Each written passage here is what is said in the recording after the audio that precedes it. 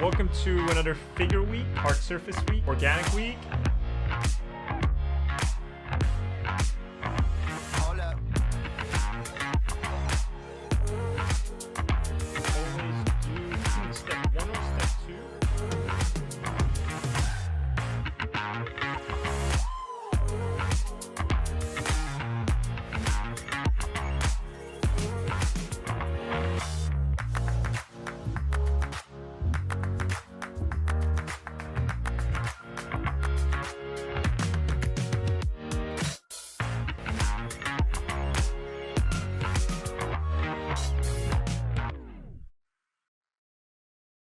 Hey everyone, my name is Ahmed Al-Douri. I'm a concept artist and former instructor at Art Center College of Design, Brainstorm, CCS, CGMA, and various other places. And I would like to introduce to you this digital painting course that I've created. But before we get into anything, I just want to thank you for the support you've all given me this whole time. And with the support of so many of you, I've been able to put together everything I know about painting into this digital painting course. You want to become a pro illustrator, concept artist, or even just a hobbyist, but you don't have a clear map to get there. And that's where I come in. I spent the last 6 months compiling everything I know from my 20 years of art practice, and I've turned it all into a map. Starting with foundations such as rendering shapes, color theory, painting basic subjects, understanding brushwork, brush economy, all that fun stuff, deconstructing the skull, drawing it from every angle, all the way to master studies, stylized painting, and you'll find yourself at the end of the course doing a concept art project based on everything that we learn in the first 14 lessons. So how does it work? Well, you sign up, you watch the lectures, do the assignments, post them to the community page if you want, and treat it as a self-study, except for those of you who have signed up for the weekly meeting, where I personally critique your work in a virtual classroom setting. I believe learning by repetition is super important. That's what I've sort of presented a lot in this course, and the assignments are tailored for that, as adapted from my time teaching at Art Center. And each of these lessons have step-by-step explanations in real time.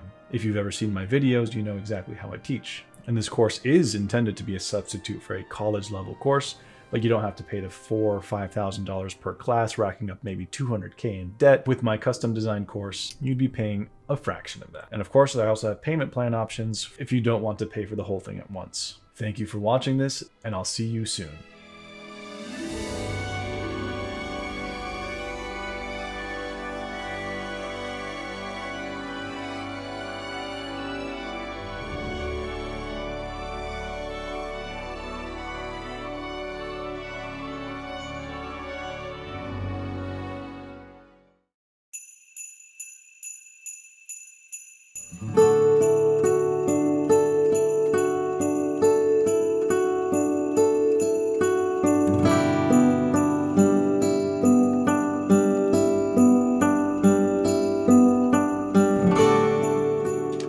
Hey guys, and welcome back to Digital Artcast. Thanks again for joining another episode. It's always great to have you guys here, listening, tuning in from wherever you are in the world.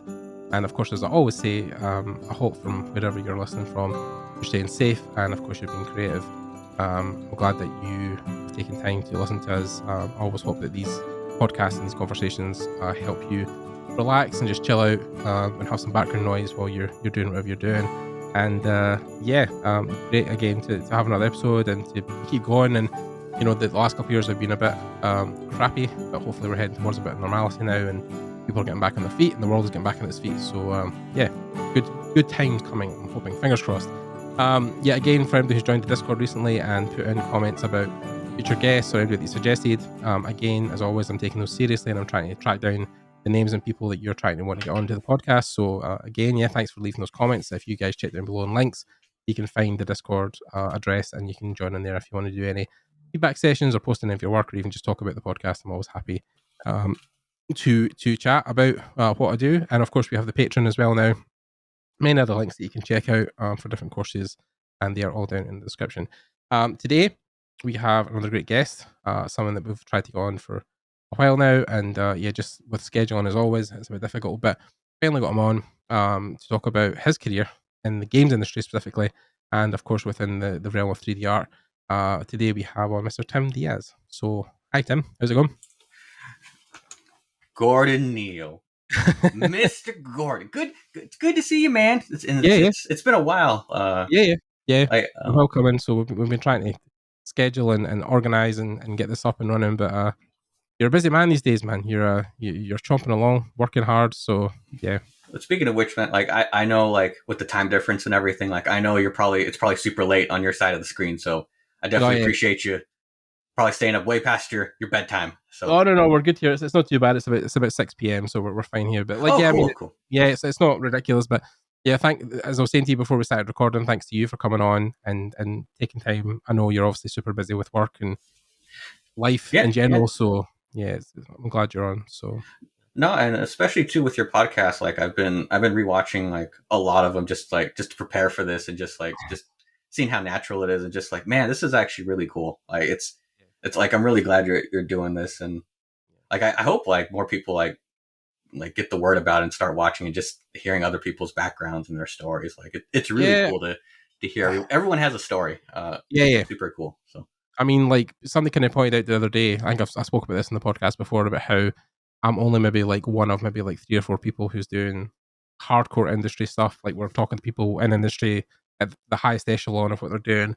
yeah, The people I've had on like Scott Robertson and Esben and Mache and just loads of other people that have Glauco. People who have kind of climbed the highest peak and have got to the top and talk about their stories and their beginnings and and we get emails from students around the world who are like, "Yo, dude, like your stuff's really inspiring me." And like, the guy who like left his job when he turned 30 to go back to school because he was inspired by my journey. So yeah, it's a whole thing, and I'm really just thankful for people who enjoy what I do and want to listen. So yeah, to those guys, thank you. So, but no, thank you again, Tim, for just the compliments because it's just nice to yeah, hear. I think it's just affirming when people you know acknowledge what I'm doing. So yeah, yeah, and especially too, man. Like I mean, you're working on the hustle, man. I mean, you're working on your own craft. You're doing a lot of networking. You're putting your feet to the pavement. Talking to people, going to events. Just just making contacts, man. Just seeing where everybody's at, and like just getting a feel for where we are. Like even back then, yeah, like listening to some of your stuff talking about the horses unicorn like stuff, like just yeah, yeah, meeting those people, traveling all over the world, yeah, and just it's a big deal for a lot of people, especially too because just even before the pandemic, it was just hard just to get out, especially like oh yeah, finances and stuff, and you got to yeah. make if you're gonna go out that far, you got to buy passports, you got to get tickets, Jesus, traveler's insurance and America and visas. stuff. Oh yeah, dude, and it's Ridiculous. brutal, man. It's tough. When I went to Lightbox, that was a whole thing getting is it the S Pat or the S Cat? I can't remember. It's one of the things where you get the international visa. You can go to America for, I think it's valid for a year, but you can go, I think like 30 days on a trot to the US. But Yeah, you had to get that all arranged before I went to LA, and that was a bit of a headache. But such as international travel, it's one of these things you just need to handle. But it was worth it. I yeah, mean, the people I got to meet, I got to finally, well, not finally meet up with Raf because I met Raf Gazzetti at THU. That's how we first met. But then got to catch up with him and Della and a couple other people at Sony Santa Monica. Got my book signed and got to tour Blizzard, got to tour Riot, like those places. So I mean, that was like a great trip in general. But it's good because yeah. because you're planting seeds in people's in minds and. I brought everybody souvenirs from Scotland, so I've got them on their desks. Every time they look in their desk, they're like, "Oh, yeah, I remember Gordon." So yeah, Hmm. it's always a good thing just to leave it all, leave behinds. But yeah, like even traveling to THU was the same. You meet people there because they get such international travel as well, and leadership Yeah. workshops, IMAG. It's all my money when I was shooting went on just going to events because I knew it was so important. But I now need to focus on the other half of that, which is work, and get Yeah. the portfolio shiny. But then hopefully once it is shiny, I've got enough people in my network when I put it out into the world. People be like, hey, that's Hmm. cool shit. Somebody hired Yeah. him. Yeah, man, definitely. Um, okay, so enough about me. Talk about you. For people who don't know, we know you're Tim Diaz, but what are you currently doing in the world of art? Yeah. So currently, I'm at 343 Industries. Right now, I am the lead campaign dungeon artist for Halo. And for anyone that's not aware of what that was, or if you haven't played the most recent Halo game, Halo Infinite, so we broke it down into two sections. So there's the ring or the island world, which is more open. It's more open ended. You can play however you want to play. Yep.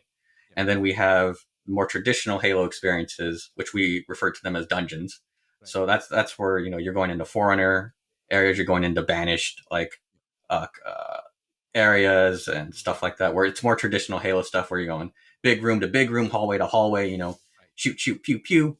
Yep. Good old classic Halo fun. And then when you go to the ring, that's what we call like the island or the open world section. So Right. so we had leads for just maintaining the open world, which we call the interstitials. Yep. and then everything not interstitials was dungeons. So Right. And that's where you come in, basically. yeah, so for Halo Infinite, I was the lead for all the Forerunner experiences for campaign. So all the Forerunner dungeons within Halo Infinite, I was a lead or a co-lead with other members of our team, and we were just coming up with, how do we make this fun? How do we bring back the traditional Halo feel? And then like just add in the new sandbox elements that we wanted to put in. So it was really cool. So now now I get to be the lead of more than just Forerunner stuff. So we'll see where that goes. So Yeah, definitely. I mean, exciting prospects, because I mean, 5 in a sense, I think, I mean, well, first of all, like, congrats on Infinite launching. That must have been a huge milestone for you guys getting that out, obviously. But yeah, 5 definitely had came to a point where even when I played it, it felt like it was missing just an element that made Halo Halo, and I think people did find there was a disconnect in the 5th one and the 4th one, and and 343, I think, were in an area where they were trying to rediscover what made Halo Halo and how to bring that finesse back. A lot of games have went Sure. through it, right? The only ones. There's plenty of studios who have had to, like, we talk about Breath of the Wild on this podcast a lot because I'm a huge Zelda fan, apart from Halo. But Mhm. um, Nintendo struggled for a long, long time bringing that magic back to Zelda, and now obviously Breath of the Wild is a masterpiece, right? Because they just totally reinvented, brought it back to what it was the core of, what made Zelda Zelda. And for you guys in Master Chief, that was obviously a journey as well. I mean, you were working on a specific part of it, but like as a studio culture, you probably felt that that was a whole thing you were all working towards, right? That kind of zoned in. Yeah, especially too, like if you go back and listen to a lot of the interviews that a lot of the leads and directors were doing, like that was the main thing. It's because we took a lot of that stuff serious. Like there's a lot of people that say, don't read the comments. It's totally toxic and negative, but we have to, like, we Yeah, have to you read a can't lot of help those but do it.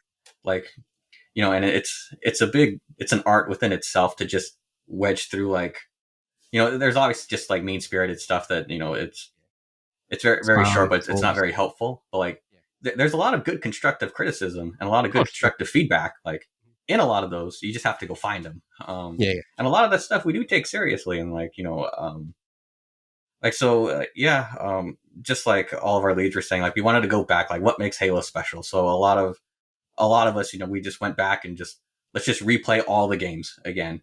Let's really like nail down these things, and like, Find the spark. Yeah.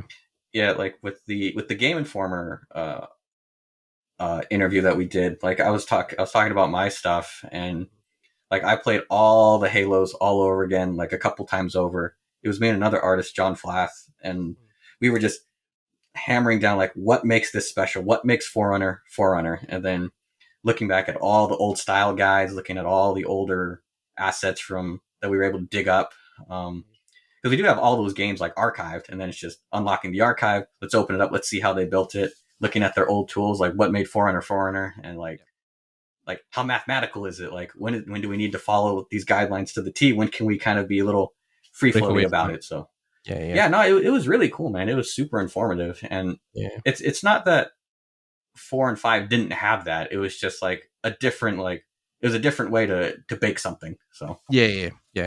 I mean, it's like, even like a challenge again on top of everything you do, because even between 5 and Infinite, you yeah, were again jumping a console generation, so you were again even more next gen than the last one. So building for yeah, Series X, of course, and yeah, it and would, yeah, and it was cool too because we were still staying with Xbox One, because we didn't want to leave those people behind. of course, Like there's a lot of people that have Xbox Ones, and especially with just how the world is right now, like the a lot of shortages and people, stuff. Yeah. like, yeah, a lot of people can't afford the newer stuff. So, Mhm. and we wanted to make sure no one got left behind. So it was really cool just to sit back and be like, how can we push this thing to the brink? Like how can we really push Xbox One to As far as to it'll go. yeah. And then like with that, like how do we bring new stuff over to the newer consoles into PC? And then the newer stuff that we build for high end, how can we optimize it so it runs on Xbox One? Like there's a lot of cool technical stuff with that. Oh yeah, yeah, yeah. I mean, like it's even the technical stuff, even stuff is that you maybe don't notice it, but it's like just 10% extras where it's like like 4K, 60 FPS, HDR, stuff like that. They just like it's some people think it's like just like flicking a switch sometimes, but it's never that easy. But yeah, like it's also like repurposing the whole world and reading all those textures so they look good in 4K, and building stuff to a high enough poly standard, but also using the low poly bake system where losing too much detail and trim sheets, and there's a whole science that obviously goes into like making these things look as good as they do. And I think even looking on your ArtStation, you can see like the stuff you were posting, obviously just the level of detail you guys went into and just some of the structures. I mean, it's definitely one of the most beautiful Halo games I think I've ever played. I Even though, appreciate that, man. Yeah. yeah, man. Even though, I mean, a lot of people would say, "Ah, it's the same color palette. It's the blues and purples." But I think it's just the art direction has a different vibe where, like, you're using maybe those limited color palettes, but in a way that makes the structures interesting. Stuff like your Spire control room and other things you've done. Like, there's enough breakup in those shapes that it looks interesting and not just like a kind of shape or a color. Yeah, no, it's cool. Like, 'cause Foreigner's so monolithic. Like, it's just big, broad silhouettes. That's what made Foreigner so epic and like memorable. Was like you remember the big structures and the big rooms. It's cool, man. It makes it memorable. It makes you like remember, like, oh, I remember I had this fight here, and there was like these big, giant pillars, and we had creatures coming from the side, and it was like, yeah, man, Yeah, I man. remember I that mean, too. there's definitely there's hints of different color palettes, but there's some things that are just stand out. I mean, like there was one you done. I think it was the Silent Auditorium, which was like kind of like a mix of gold and blue and brown, Yeah. and that was also a great structure as well. And I mean, even at looking at the auditorium, how involved are you with those pieces? Are you from start to finish building all of that out? In structured programs, and then modeling UV texture. And are you doing the whole kind of process? Or are you focused on maybe like one particular area and making that really just like crisp? So it kind of depends. Like early on, what ended up happening is, so the way our structure works is, so we have this blockout set. Like every palette has a blockout set. The gray So it's box. like that way we can keep with certain standards and specs. So like Foreigner, we have our own sets, and like with Foreigner, like as you notice, like everything's very angular. So we have very specific angles. Like they're all divisible by 15. Right. And except for ramps, they go from 15 degrees, 22 and a half degrees, and 30 degrees. Okay, wow. So Yeah. so we have all those, so that we can make sure we build on the grid. And then like we have, like, depending on the player's height and how much they can jump, like those degrees like help us build to, if I use this ramp, it can go up exactly one floor or one or two floors, and then but depending on the angle, I might need to have an adapter that if I use this angle, it's going to perfectly fit. If I use this one, like I might have to make a little wedge piece so that way it'll fit and go back on the grid. Right. We have a lot of that stuff, and then every room we try and keep all the angles consistent, because if you have a bunch of angles all over the place, it ends up it's very psychologically exhausting, and you're not sure why, but it's because there's so many things hitting your mind that it becomes very so many confusing. tangents in one place starts to develop your brain in a weird way. But that's interesting because I think Halo's one of the few FPSs, maybe one of the few games, especially even in first person, where you don't have to build just the horizontal plane; it's also vertical. So you're thinking about the up and down space as well, which is really difficult. So, to go back to your thing, so originally, like we have the designer block out, and then our actual designers start blocking out with those pieces. And what's really good about that set is we know it works. So this way, it's a lot easier for us to go in there and then start replacing the pieces with actual geo. So usually, like, what would happen would be like myself and like my team, like we would go in there, we take the designer block out, and then we'd start building on top of it, because everything's so rudimentary. It's like, okay, let's give it some more definition, let's give it some more shape and style here, and then we take it to like what we would call like a proxy stage, which would be like a medium poly like standard. So there's enough detail there so you know what's going on.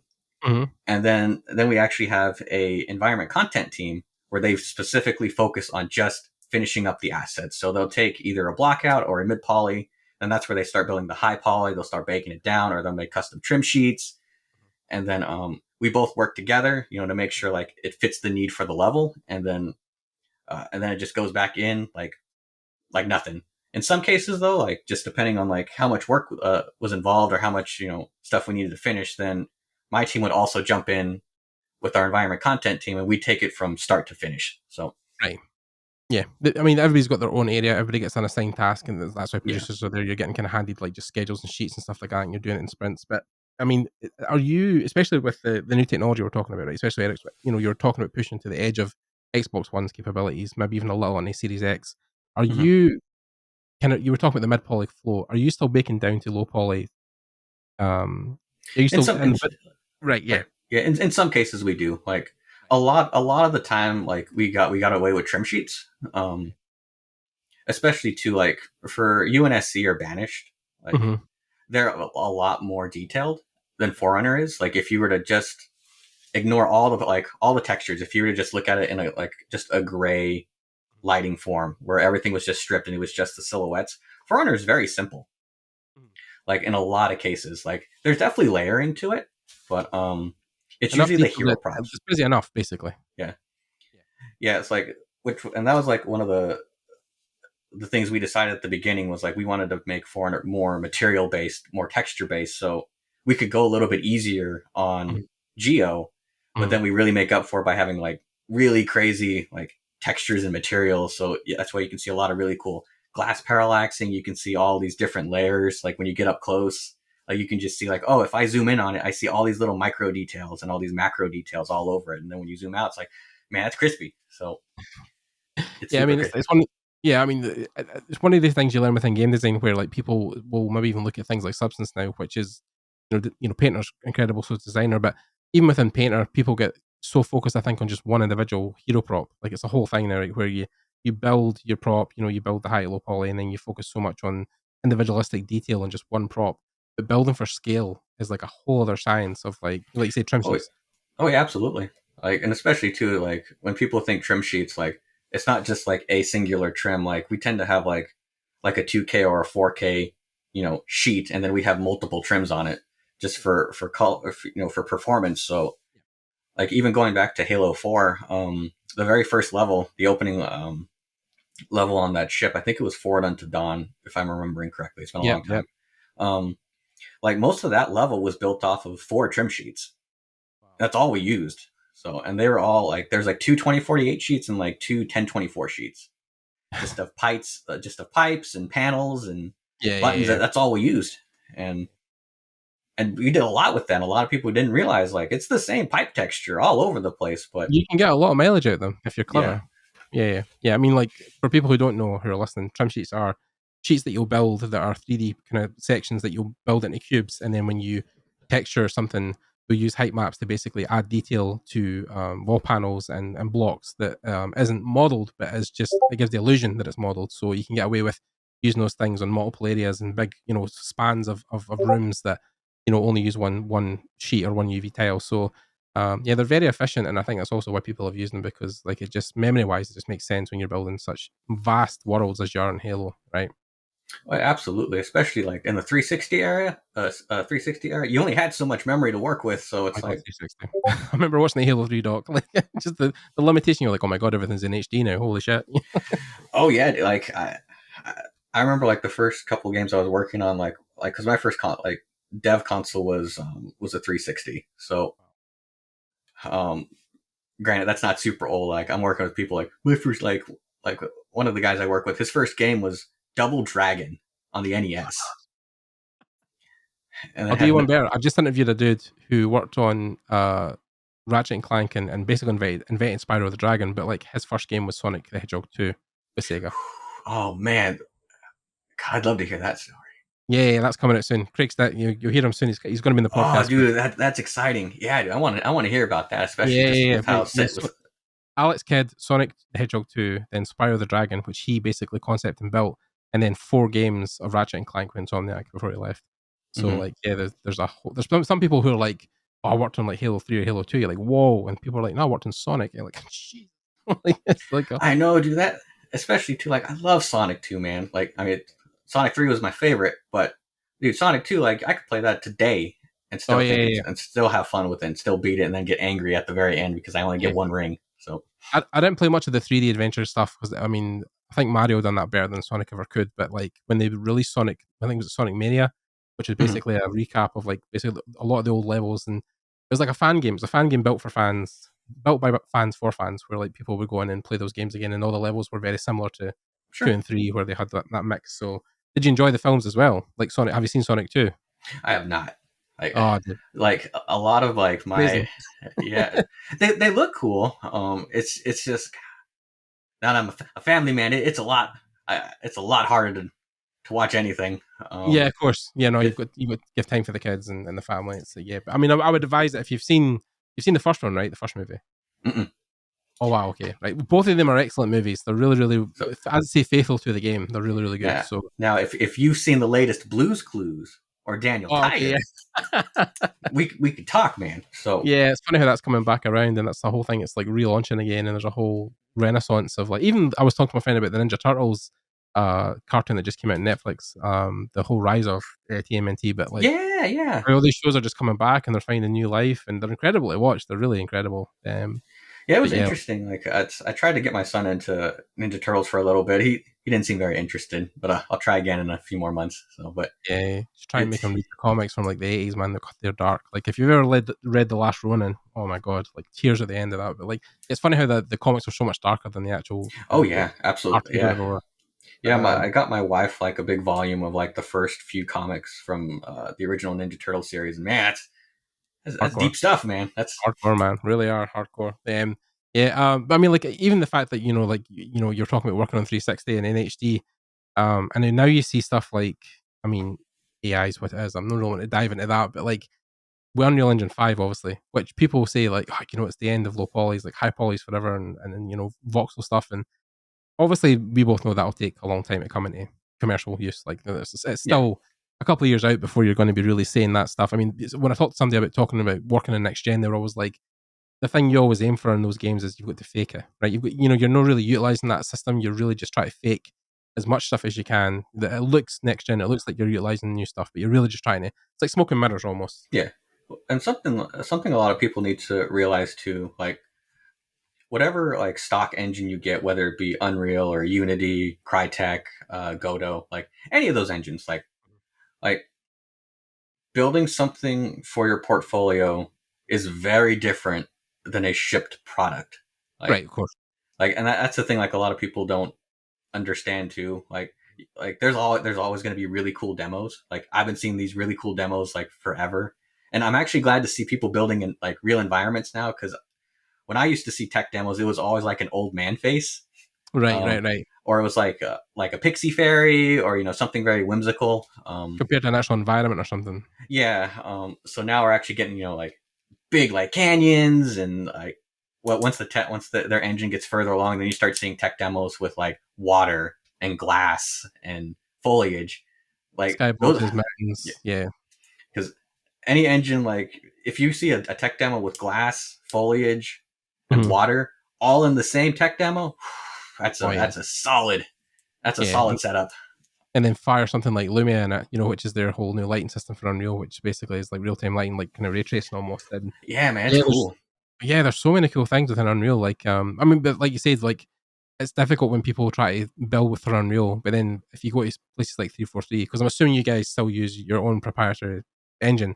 So I mean, like Yeah, if you're building, yeah. We talked yeah, about yeah, a slip space, so yeah. So I mean, like it's one of these things where like the systems will be similar, but not exactly the same. So if you build stuff in Unreal, you'll get a gist for like buttons and menus and placing stuff within real engines. But yeah, like it's one of these things you've got to understand that you won't always be using Unreal or Unity or something like. A lot of studios will have their own. I mean, but the funny thing is, it's getting less and less now, right? There is more studios that are just switching to Unreal. Like even Crystal Dynamics recently, who were like, we're going to Unreal 5, and that was a big thing for them as well, as far as I know. yeah. I mean, it definitely depends like what kind of style they want to do, and especially like a lot of studios, like they've just been so deep into their systems, like it may not be cost effective to switch over. Move I mean, across. that's like at bare minimum, like you're gonna be down for like a year, even longer, because Right. just getting all your stuff set up, getting file structure. Like it's not just the art; it's like how's the file structure work? How does how the way your AI works? Like every engine does AI differently. So Yeah. if you have your AI set up in your proprietary engine like down to the T, and then you're moving it over to something else, it's like I got to rebuild that whole thing. In the other Or place. Yeah, mhm. yeah. And people think it's like a drag and drop where they're like, oh, yeah, Unreal 5, everybody's just going to like snap their fingers and we'll all be using it. And it's like, yeah, that's in a perfect world, sure. Like, like logistically, like in the real world, no, that's not what happens. So, yeah.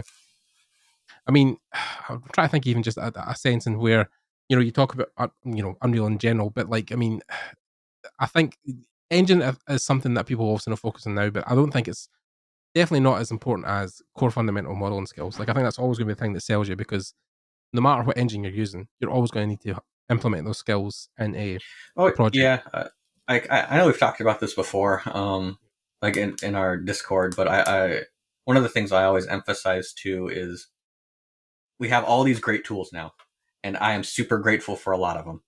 Like I don't want to like name products just because I don't want people to misconstrue that I'm insulting it or like talking down to No, it, which of I'm course. not. Like No.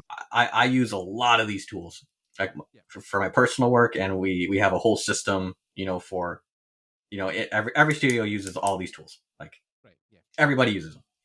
Yeah. The thing is though, like you need to know how to build those things yourself. Yeah. Like it's one thing to grab like an asset from a store or from a program and then put it in. But if you're doing a portfolio review and someone says, "Oh, I really like that tree. How'd you build that tree?" Like you say, "Oh, well, I didn't build it. Uh, I got it from here." It's like, see, back in the day, like it'd be like, "Oh, well," and then that'd be it. That's just the end of the interview right there. But Yeah. nowadays, it's like, okay, well, so you use that from this program. That's fine. Could you tell me how you would build it? Yeah. And then Like, it's like, okay, have you learned speed tree? Do you know where that is? Do you know how to work it? Like, it might be handy because you're doing environment stuff. yeah. And even Yeah. then I mean, too, like, like with SpeedTree, like that's still a great one, but it's like, let's say like especially like a lot of indie studios, they can't afford a SpeedTree license. Those things are expensive. Like just right, yeah. a personal SpeedTree license is like, I think it's like $2,000-$3,000, something around there. Like it's expensive. Especially to like, I mean, there's obviously tiers, but like, Yeah. but it's still a lot of money. Like it's nothing to, it's not chump change. And a lot of indie studios that like they can't afford that. Like they can either buy one program or they can hire somebody. Yeah. So it's like, could you build a tree from Maya? Like, do you know how to take a block or a cylinder and then extrude it Yeah. out, extend it? Do you understand like forms? Like, Make how would you branches make and a stuff, branch? make So, leaves, bushes. Yeah. Like, even getting it in ZBrush and making, adding detail, making a bit more high yeah, that poly. too. Like ZBrush is it's when I bought ZBrush, it was $300 and it was ZBrush 3.2 when I bought Wow. it. So, and I remember learning ZBrush on ZBrush 2, like in school. I And that, remember talking to Maciej Kutiara, and he was talking about using ZBrush when it was still 2D. Like, it wasn't even a 3D program. You know what I mean? Like, way back in the day when it was like 2.5D almost. oh yeah, yeah. Yeah. So like, in Dynamesh wasn't even a thing. Like, even to think now about Dynamesh, right? Like how helpful that is, and remeshing within ZBrush. Like, and those tools are relatively new, compared to the life of the program. But yeah, like, I think people just they're kind of spoilt for choice. That's also a problem, because it's, people look in the grand scheme of things and think, where the fuck do I start? Because there's so much choice.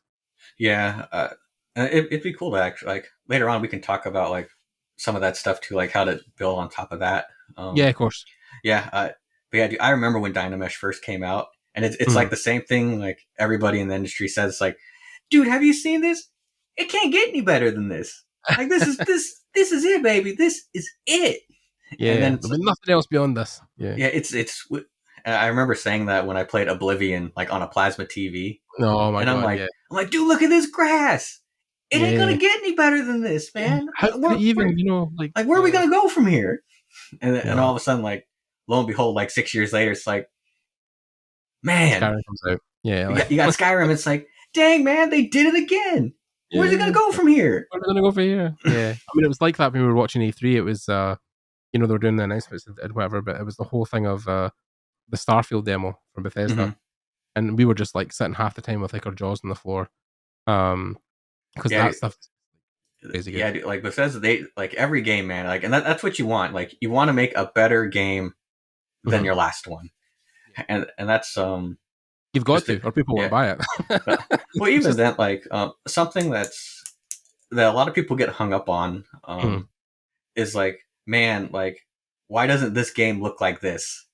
And Right. like one of my biggest pet peeves is so a lot of people will compare like here's this game, Mhm. like it's a shooter, and then they compare it to a platformer, and it's like, these are two very different games. And it's like, why doesn't it look like this? It's like, well, I mean, it's never going to, because that's not the kind of That's what the game is. And like the way you build a third person game versus a first person game is so different. Now it's like if you compare like this platformer to this platformer, it's like, oh man, okay, that now I'm seeing what you're talking about, or like this shooter, this RPG to this RPG. Like that makes now if we're just talking tech wise though, it's like I wonder what tech they're using. Do you think like they have an opportunity to bring that kind of tech into this game? Like, Of course. like, and that's the thing too. Like with far, It's, it's like comparing.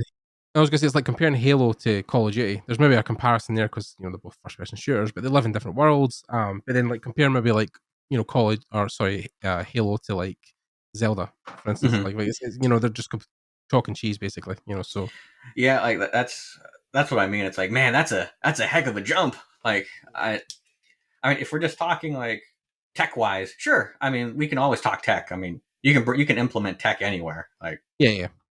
it's just how you're going to do it, and then what's the overall like goal going to be. But Does it fit? Yeah.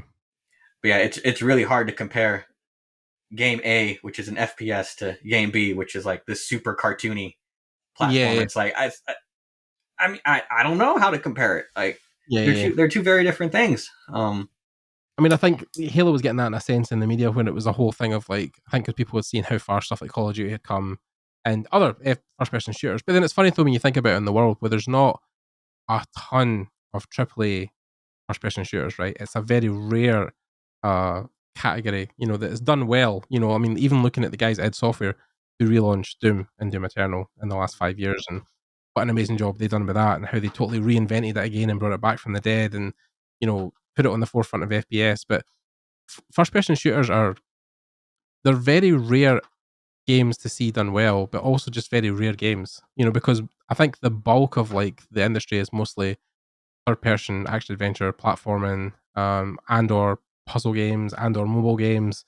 And even looking over the last year, but it's like stuff that's been released, and even like Horizon, like third-person action games are very common now as well, like Tomb Raider and Horizon Zero Dawn and GTA games like that. But like FPSs are very rare to and the field that they're in. I mean, I could only name so many. I mean, one of them I was thinking about was BioShock, which is something you worked on at one point as well. So like it is a very rare genre that is done well. Mm-hmm. Yeah, I mean, you're probably coming from a background also because we talked about learning ZBrush in school. Was it something that you were aiming for early on? Like, were you always going to focus on like the hard surface sci-fi stuff you're kind of doing now, or was it? So going back to actually like how I got to where I was. So when I went to art school, so I went to the Art Institute of Los Angeles, which doesn't exist anymore. Yeah. But I purposely picked that school because right next door was Activision headquarters. Oh. So we were literally the distance between like you and your neighbor, which I'll assume is like fairly close. Like yeah, of course, yeah. Yeah, so I'm talking like less than like 20 steps was between the school and Activision headquarters, and then across the street was Treyarch and Luxoflex, and then further down the street there's Sony Santa Monica, there's DreamWorks, there's ImageWorks, there's all these different. You're in LA, right? You're in the heart of it. You're like right in the center of the industry. And like, and all the teachers, like for the most part, were still working. So a lot of them were just doing that as because they wanted to teach. So all the stuff I was learning was current. But I originally came in like I wanted to be a character artist because like to this day I still feel character artists. It's like the most popular things to do. They're the rock stars, man. Like everybody wants to be a character, and the competition for character art is insane. Like it's really tough, and it's one of the hardest ones to get a job in because studios only have so many positions for that. Like, your character team would be like what 10 people or something, if that. Like it's like in general, like an average is like less. It's definitely less than 20, like a lot of the time. But like bigger studios tend to have more. But it's definitely like pretty low in general, like how many positions there are. And same thing with concept artists too. Like a lot of people, like there's a lot of really good concept artists. Everybody wants to do concept. Yeah, everybody. And like I originally wanted to be a character artist, and then there's this, and I hope when people are trying to figure out what they want to do, if they want to be in entertainment in general, like whether it be games, movies, TV. It doesn't matter. Just entertainment as a whole. Like, it's okay if you can't build a character, but you can build an environment. Like, I know plenty of character artists. They can build this photoreal like portrait of an actor or an actress. You tell them to build a chair, though. Yeah.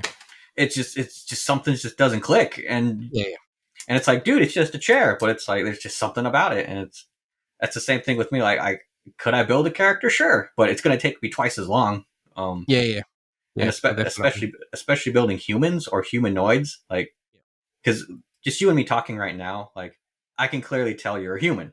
You know, there's obvious characteristics. You know, there's eyes, nose, ears, like a more or less common facial structure that we've gone through like thousands of years of, you know, human evolution compared to the millions of the world. We know what a human looks like.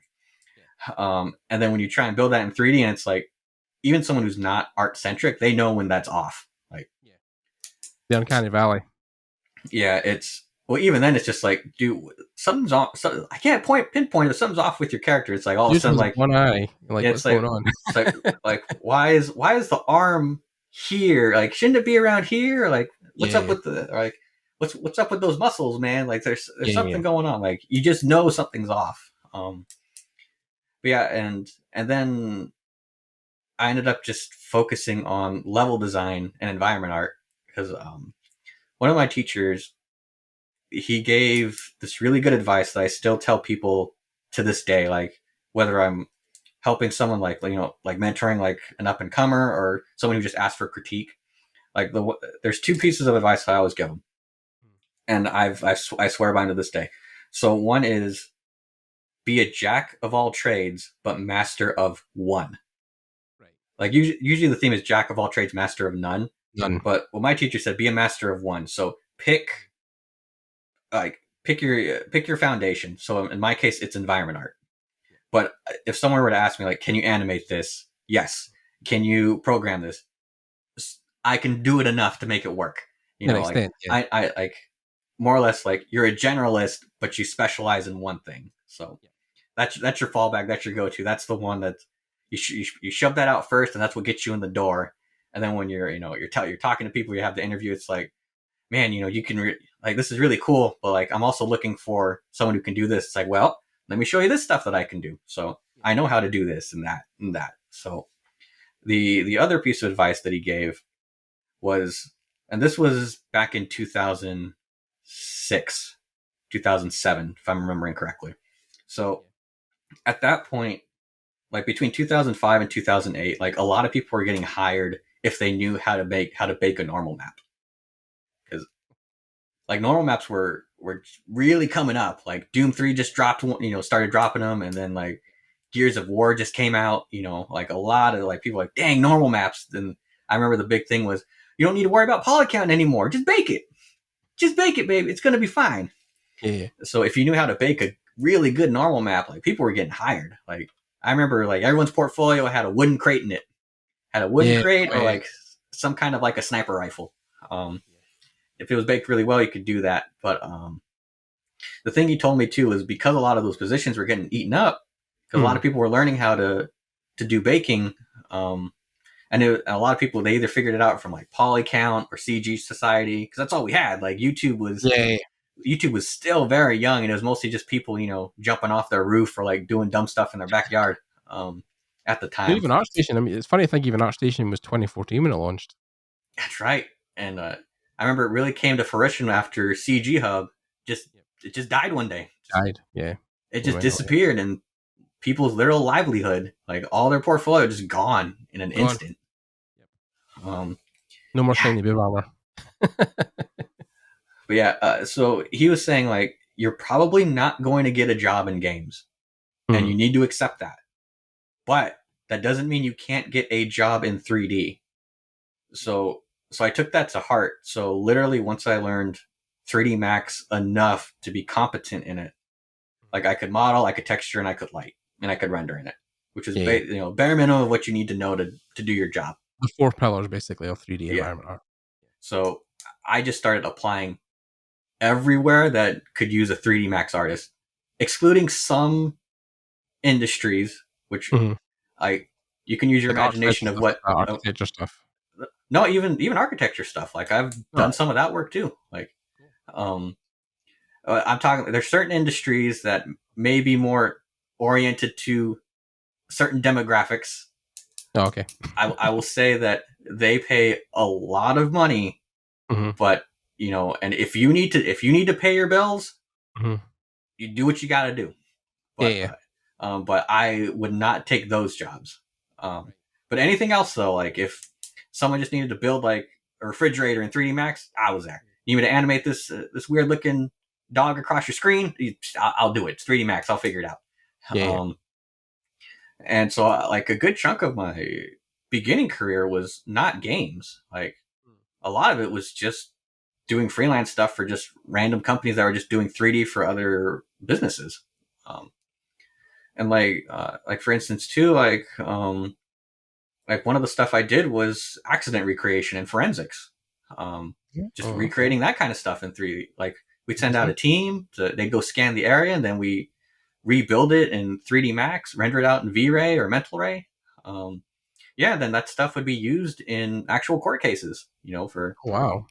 uh, Interesting. for so and that was a really cool job. It's also very depressing because you have to see a lot of gruesome stuff, man. Horrible stuff. I was going to say, yeah, kind of scarred your mental image.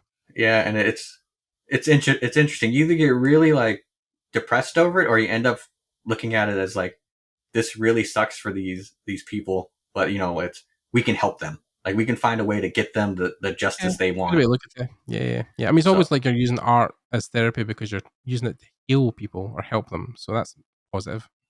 yeah, and then like just working at like other studios where they didn't do games at all. Like they would just do R&D for other companies. Like I remember building stuff for like uh like interfaces for like weapon systems for military, like doing stuff for like certain companies that deal with like space travel and stuff like that. Like Oh, yeah, what could their like future endeavors be? Like what could it look like? How can we prototype like something that that we could possibly build in the future? yeah, yeah. Yeah, Yeah, like we interviewed Lorne Lanning back a couple of episodes, and he's the founder of Oddworld Inhabitants. So he made Abe's Odyssey. But one of his first industry jobs was doing 3D for like it was like military like United States government like weapons visualization like for programs for weapons that were like weird and out there and yeah, stuff like that. He would do the 3D for them, and then they would take that to the Pentagon and they would get other funding or whatever. But that was like his first proper job in 3D, hmm outside of games. And that was what he was yeah, doing for way back when it was like I think like light wave and stuff or like light form, whatever you call it. But yeah, like, it wasn't even like Max or Maya or anything like that. It was like way back. But yeah, like it's weird how the things you take on just to pay the bills. But like yeah, it sounds like you've had a really interesting and broad career before you go anywhere near games. yeah. And that's the thing too. Like I learned so much from just doing those kinds of jobs.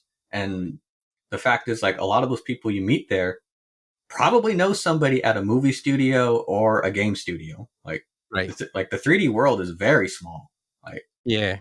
and I mean, and the entertainment arts in general is just very small. it's super small. Like um and just getting all the stuff, like getting all that experience, like that's where I learned how to rig. That's where I learned how to do effects. That's where I learned how to do a bunch of that kind of like more technical stuff, and even like max scripting. Like I learned it from doing jobs, not games, because they would teach you that. Where like a lot of studios now, like the days of like letting you just come in with a good attitude and like they teach you as they go. Like Oh fuck yeah. I'm not saying they don't exist. Like there's still small I mean, I don't handfuls. think they do exist at this point. They're super Yeah, fucking rare if they do. You know what I mean? yeah, it's really hard to find those kind of studios anymore. Like that kind of mindset is gone. Like in a lot of places. Like I said, I'm sure there's probably a good handful that still do it, but Hmm. like I've never seen that It's in a while. rare. I haven't I've seen that in a rarely while. heard of people, even the last 5 6 years in the industry. I've most studios I know are you kind of have to hit the ground running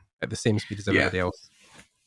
yeah, especially too with a lot of the newer engines. Like especially a lot of them, like they have such good pricing models, like Unreal, Unity, Crytek. Especially if you're indie, like they don't charge too much for professional indie, and then you can get like a real small studio, and like there's so many good tutorials out there. Just how to get yourself up and running, and then Hmm. their communities are really fantastic too. Like Yeah, yeah. Like there's a lot of people that want to help you, which is good. Like, um, I mean, there's so many. Even like you said, we are talking about even just like students. Like there's so many people, even in the 3D space, who I see posting stuff in ArtStation, full environments. That are fully, UV textured lit. In Unreal, run in real time, have effects in them. Like the whole 9 yards, right? mhm. From one person. Not a team, a person.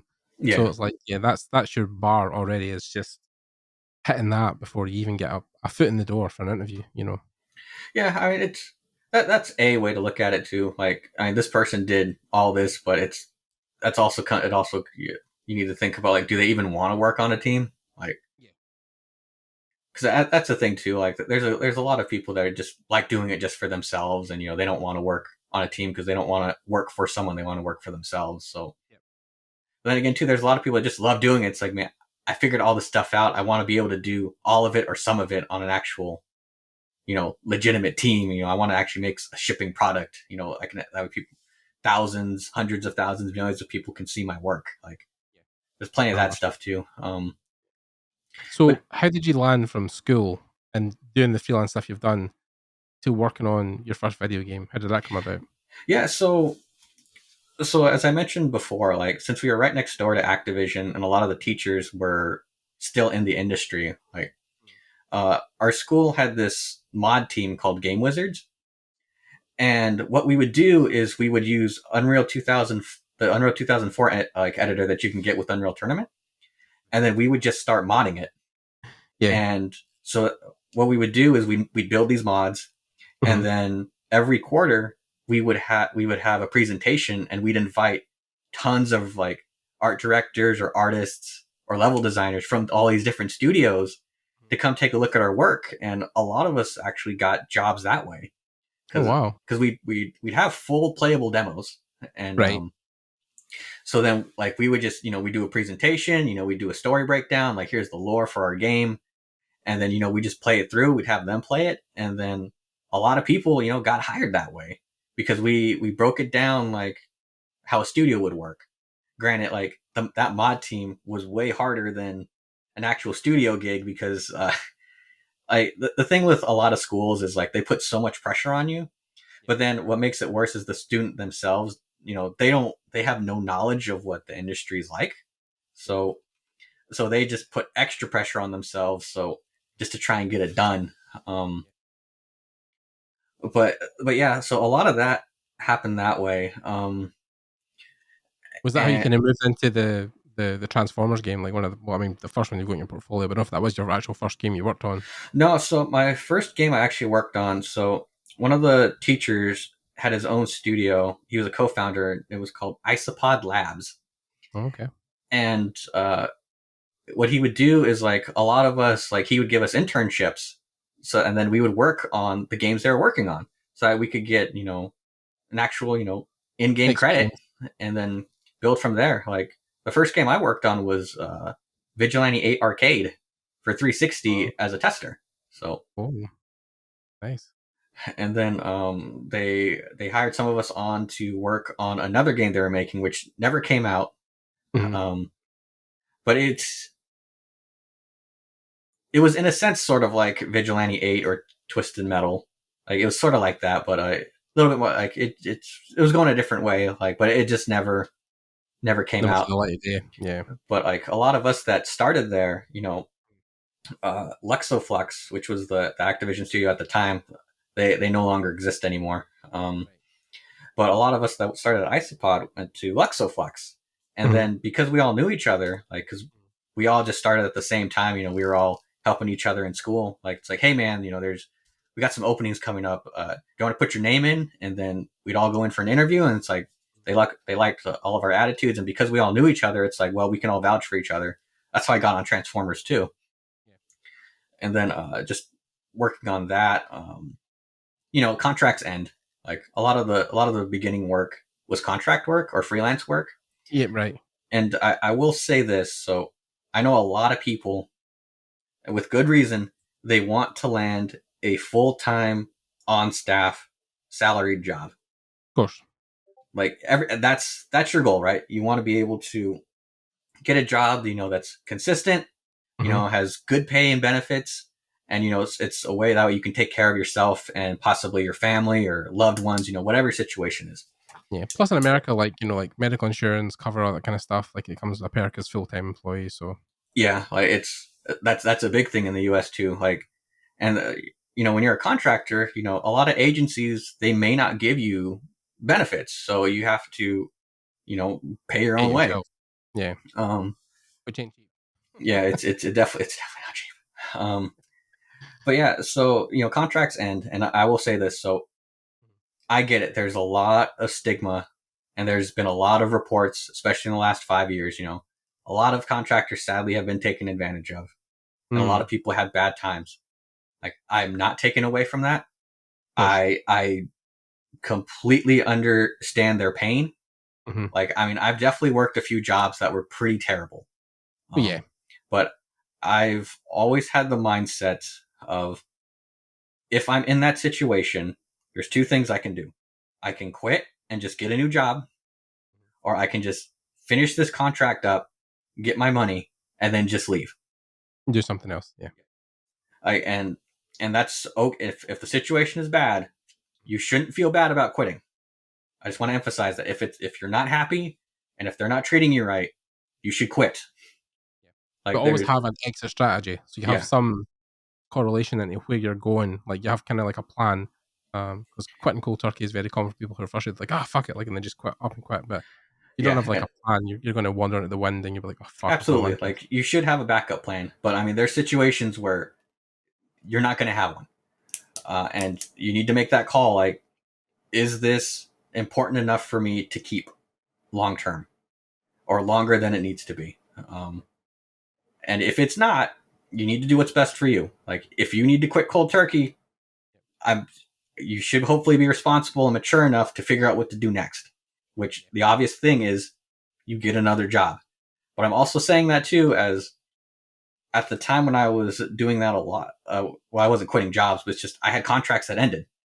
And it's like, some people, like, when their contract ended, like, they would feel like they were a failure. It's like, oh, well, that team didn't hire me on full time, or that team, you know, maybe they don't like me. That's why they didn't extend my contract. It's right. A lot of times, like, businesses just don't have the money. Like, it doesn't matter, like, how big or small the business is. Like, you know, they have a budget, and if there's just not enough budget to hire, you know, they hired on 5 contractors, but they could only afford to keep one. I mean, that it's usually, like, a good chunk of the time, it's usually not your fault. It's usually, that's just all the money they have. Like, there's just not much you can do. At the end of the day, you just have to realize that, you know, money will always come first, and they'll look after probably their in-house staff first, versus, you know, because if their in-house staff are struggling and they've also got 13 contractors, they'll be like, well, we need to basically lose all the contractors and keep the full-time staff. So yeah, right. It's the harsh reality of business. Like, and like, I've definitely been I've been in rooms where it's like, you know, they called us all in. It's like, hey, we really like all your work, and you've been great. We couldn't have done this without you, but we have to cut your contracts today because we just, you know, we lost funding and we just can't afford to pay you anymore. And it's like, same. It's like, okay. Yeah, I've been in those meetings. They're no great. Yeah, your heart sinks. You're like, fuck, what am I going to do? Yeah, it's like, it is what it is. And, you know, I'm saying this as someone, like, when I was single, I just took, like I said, I just took a job that was 3D. Right, like, yeah. And that was the mindset I had. Look, I have bills I need to pay. I have my own responsibilities. I need to get paid so I can pay my bills. And I want to do 3D. So I'm going to pick any 3D job within reason. That they're, like, as I mentioned, there's some stuff it's just not going to touch them. But you know, and I just get another job. You know, and granted, like, there's a lot, like, the older I get and the more, like, since I have to take a broader view, because I've also been part of many conversations, like, over the years of, like, should we hire this person or not? You know, should we let this person go or not? There's a lot of times too where it's like, you know, I can easily say, oh, well, if I lose my job, I'll just go get another job. You know, that's just my mindset. And if it's not in 3D, I'll try and get a 3D job later. But you know what? I got to pay my bills. So if I need to go work retail again or go work somewhere else, I'll do it. You do what you got to do to support yourself and your family. But, you know, some people, you know, they just don't have that luxury. It's like, I can't move. Like, I can't do this. Like, I can't just go up and root myself or root my family out of our comfort zone to somewhere else. You know, a blessing of this pandemic was a lot of places now you can stay wherever you are, and you know you don't have to uproot your whole family anymore. You could work remotely. A lot of studios are doing that, but you know the sad side is like a lot of studios aren't doing that because Yeah. they either don't have the structure for it, or it's just like they're used to having people work in house. And I On definitely site. see the benefit of having everybody in house. Like it's a lot easier For to games meet. especially, I think games Like is very unique in that sense that you thrive when people are, you can go to meetings and the whole team's in one place. You know what I mean? yeah, like it's very easy to get a feel for people. Like you can work off of each other. You know, there's a certain kind of kismet or chemistry, whatever fancy business term you want to use. Synergy. Yeah, Yeah, yeah. synergy. There you go. That's a good one. Yeah, it's like there's definitely merit to that. Like I definitely don't disagree with that. But there's also too like being able to work within your zone Hmm. to be comfy where you can do your best work because you don't have to worry about people walking behind you. You don't have to worry about distractions other than what's happening outside. Um, granted, Even the fact that you can just like get up and like walk to another department or like another person and just like get feedback almost instantly, then rather than waiting on an email. yeah, and even then too, like I mean, we hit like whatever messenger your company's using, whether it be Skype or Teams or Slack or Zoom, something. Slack, Shotgun, whatever. whatever. Yeah. Like there is some benefit to that. Like if a lot of your studio is remote, like you can't just do that. Like you can't just have these like one-on-ones like without the rest of the team. And like there's been a good mindset of like, hey, if we're gonna do this, the Skype meeting, let's call this person up, let's call this person up, let's get everybody in a room, and you don't have to go find them anymore because you just go on the messenger and be like, oh, there they are, they're online, and then you just bug them. You don't have to go searching for them or Yeah, yeah, yeah. anything like Just around the that. corner. Yeah. Like There there's was a, there was definitely a I was just going to say, there's a funny article where there was a company who were getting bored basically of Zoom because they were just doing Zoom constantly every day, yeah. and they started a private server in Red Dead where they would all Red Dead 2 online, where they would get characters in Red Dead 2 online, and they would go around and find each other in the world and then set at campfires and talk around the campfires for Oh, meetings. that's cool. Yeah, I was like, Yeah, dude. an original take on like having meetings, especially in video games. Like it's funny how like I think that was also almost how Red versus Blue started with the Halo stuff, where people would Hmm. like to meet up or talk about like business stuff they were doing. They would go and play Halo, and they would also just sit in the server and talk to each other. And that's where it started, the conversations where they would start to make like funny jokes during the conversations, and then it built eventually into like the whole skit thing. But um yeah, it's like almost like we were talking about Red Dead 2 the other day. Like it's almost like the metaverse, because the metaverse is coming, right, and everyone's kind of talking about that, where like people will have like it feels like you have an in-person conversations or meetings, but they're really just a virtual avatar. But the Red Dead 2 thing was definitely interesting. I thought, yeah, it's a really interesting way, like our Grand Theft Auto or something Hmm. like that, where it's like a real world setting. You can make your own person and then walk into situations where you can just openly talk to people. Yeah, Um, the last time I ever heard of that actually happening a lot was I know recently people were doing that with Animal Crossing, which I thought was oh yeah, adorable. yeah, But yeah, then, yeah, yeah. like before that, last time I heard about something like that was when Second Life was still like a major thing, Oh my god, yeah, yeah. When it and was still a thing that existed in the world, yeah, it was like a quirky thing, like fancy businesses would do if they had like a decent laptop at the time, which had like an i3, like yeah, 23 something in it, and it's like, oh, I can yeah. run You Second could, Life without a graphics card. So, yeah, yeah, yeah. and it's like, No, I man, mean, yeah, I mean, the whole Red Dead 2 thing was interesting because the worlds now are. I mean, you've played Red Dead, I'm assuming, but if you haven't, but like the worlds are so real and vivid that like yeah, you could find it more interesting to walk through that world, and even they've done like walking things where they would go like hunting together or like on a mhm. mission and talk as they're hunting, like have a conversation, like almost like an outing, like a company outing thing. Yeah, But yeah, but then it's hard as well because even during the pandemic, it's been hard for people to have those kind of interactions as well. And I know people are now making an effort that if you're coming into the office, they're trying to make it more appealing, that they will organize some kind of social event or something going on in the office that would bring people in, that would be more than just like, because people don't just want to come to the office if they're just going to put their head down and their headphones on, like, and do busy work. They want to have uh, something that draws them in to the yeah. office. Something that's interesting is like there's a lot of places that are doing hybrid work schedules now. You have a Mm, couple days here, a couple days in house. right. The only issue that's I've been seeing consistently is trying to get all this like your team in on the same hybrid days as you. Like you could Right. work, you could want to work like Monday, Tuesday, Wednesday, but maybe your team just wants to come in Thursday and Friday, but you can't, you know. Right. So then you end up just in the situation that you were already in, where it's like you're still just on a bunch of Zoom meetings or a bunch of Skype calls or People who aren't there. Yeah. with people who aren't there, and it's kind of like, did I really even need to come in at this point? Yeah. Because Yeah. I'm just Yeah. spending the entire time just on Zoom, but now I'm just in a different desk. Yeah. Yeah. I mean, it's a double-edged sword as well, because even with the Zoom meetings and the whole fact that you're just having to commute to your bedroom or your spare room or whatever you're using at the time for your office, but you're then, because you're gaining that time back from commuting, you're spending it more in work, and then it's trying to balance not just doing like 12 hours a day, in your computer, because you're so close to your proximity, and then even then, like shutting the door is one thing, but even that, I think even for me, it was painful was knowing that my office is in my house. It's hard to separate your work-life balance Oh, absolutely, as well. absolutely, absolutely. Especially too, there's a lot of people that just have like a real small studio apartment or a flat where it's just like It's it's a just cupboard. one room. It's just Yeah, all yeah. one room. So you go to the kitchen and you turn around like, oh, there's your desk. There's your office right there. Oh, Or the Zoom meeting's still on. Fuck, I better not be making my yeah, toast. I'll switch my camera off. Yeah. yeah, it's really difficult.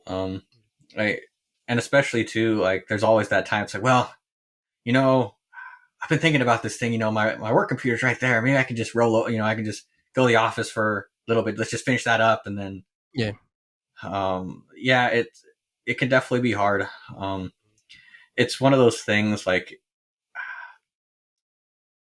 if you feel good about what you did that day, like Mm. you personally, I mean, you should just call it.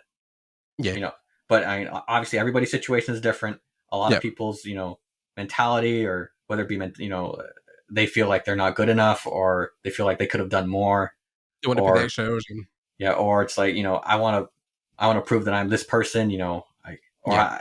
people are really screwing up. I need to go in here and fix it up. That way we can keep on track. Like I've heard a lot of those stories from so many people like during these last few years, and I get it. Like it's Everybody wants to be a rock star. Everybody wants to be the guys who are doing interviews and on the cover of magazines and all that stuff. Like it's almost toxic, because you got people working at your studio who are like, well, I mean, Sparth left now, obviously, but like, when Sparth was there, or you've got Ben Morrow and stuff like that, like, everybody in the studio must look up to those guys and think, oh God, I want to be like them, I want to be like them. But then those guys are the unicorns in the industry, right? They're the rare breed of people who, go above and beyond and have these crazy, personal projects and everything like that, like Huxley and stuff, Ben's doing. But, you don't have to aspire to that all the time.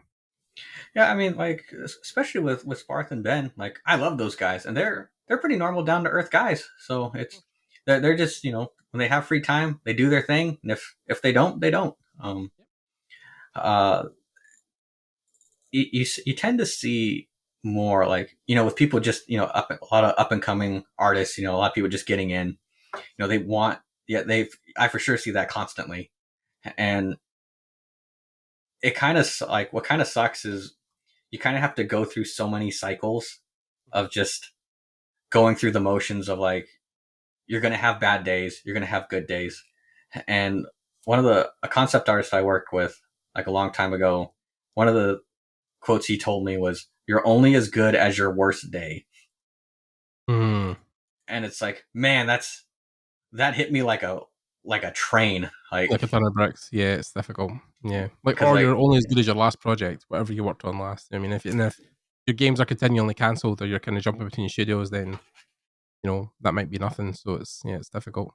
and it's one of those things like as I've gotten older and just trying to keep myself healthy, and then recently having a family, Yeah. and it's even just getting older, it's just I don't You're really not chasing need that as much. yeah, I don't really need to have all the likes and the follows and the comment. Like I appreciate everyone I get, and Yeah, of I'm course. still happy that people like you actually want to talk to someone like me, or Yeah, yeah, yeah, of I course. get students or people that hey, I've looked at your work for years, and I'd love your feedback on this. Hmm.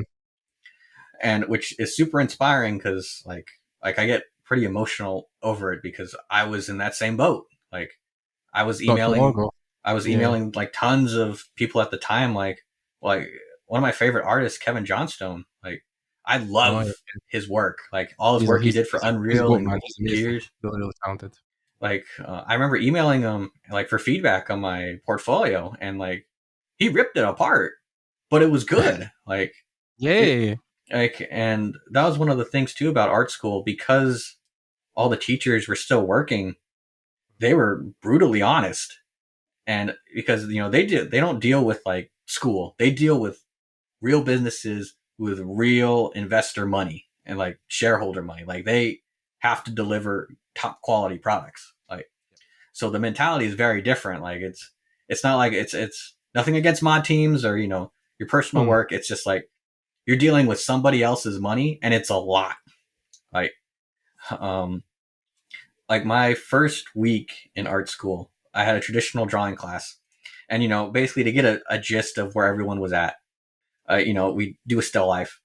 And I remember I did mine, and the teacher, he looked at my work, he picked it up, he did this kind of thing, like turning it around, and then he ripped my paper up, and then he crumbled it, and he threw it in my face, and then he said, "This work is shit. Oh my god. But I'm going to help you fix it. But we have to start over." And I mean, I don't know. That's I'm a bit conflicted with that. So feedback so at the time, obviously a lot of people aren't going to be doing that now. Right. But at the time, like that was a very typical thing in like the 90s and early 2000s. Right. Like people were brutal. Like I also remember too working at a studio a long time ago. If you broke the build and people came in the next day and they couldn't work, they'd find out what check-in broke the build, and they'd bring that person up in front of everyone, and it's like, this dude broke the build. Laugh at him. Okay. Oh my God. Go fix the problem. Jesus Christ. So I mean that's not it's not good. It's not a good thing.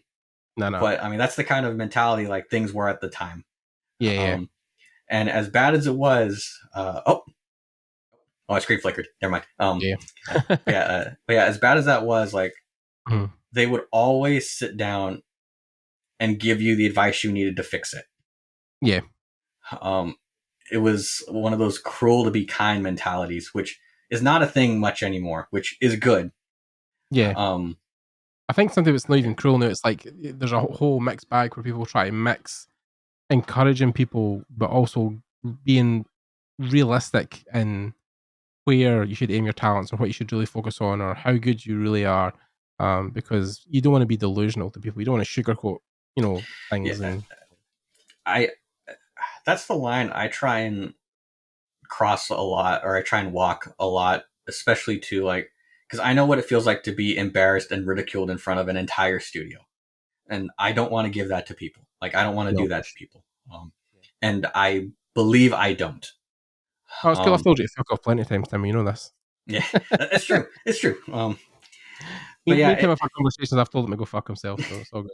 I mean, it is what it is, man. It is what it is. It's but like when people give me like when they ask for my feedback, and I give it to them, and I tend to get the most emails in the winter and the summer, because that's where a lot of colleges, like a lot of the students are graduating, like their terms are ending, and I take no pleasure at all in telling these people about to graduate, they've spent a lot of money and a lot of time, and just telling them like, dude, your portfolio isn't good. Like this isn't even like hitting the bar for what a mobile game would be like. Right. Yeah. And let me phrase here. I like mobile games. They're very fun.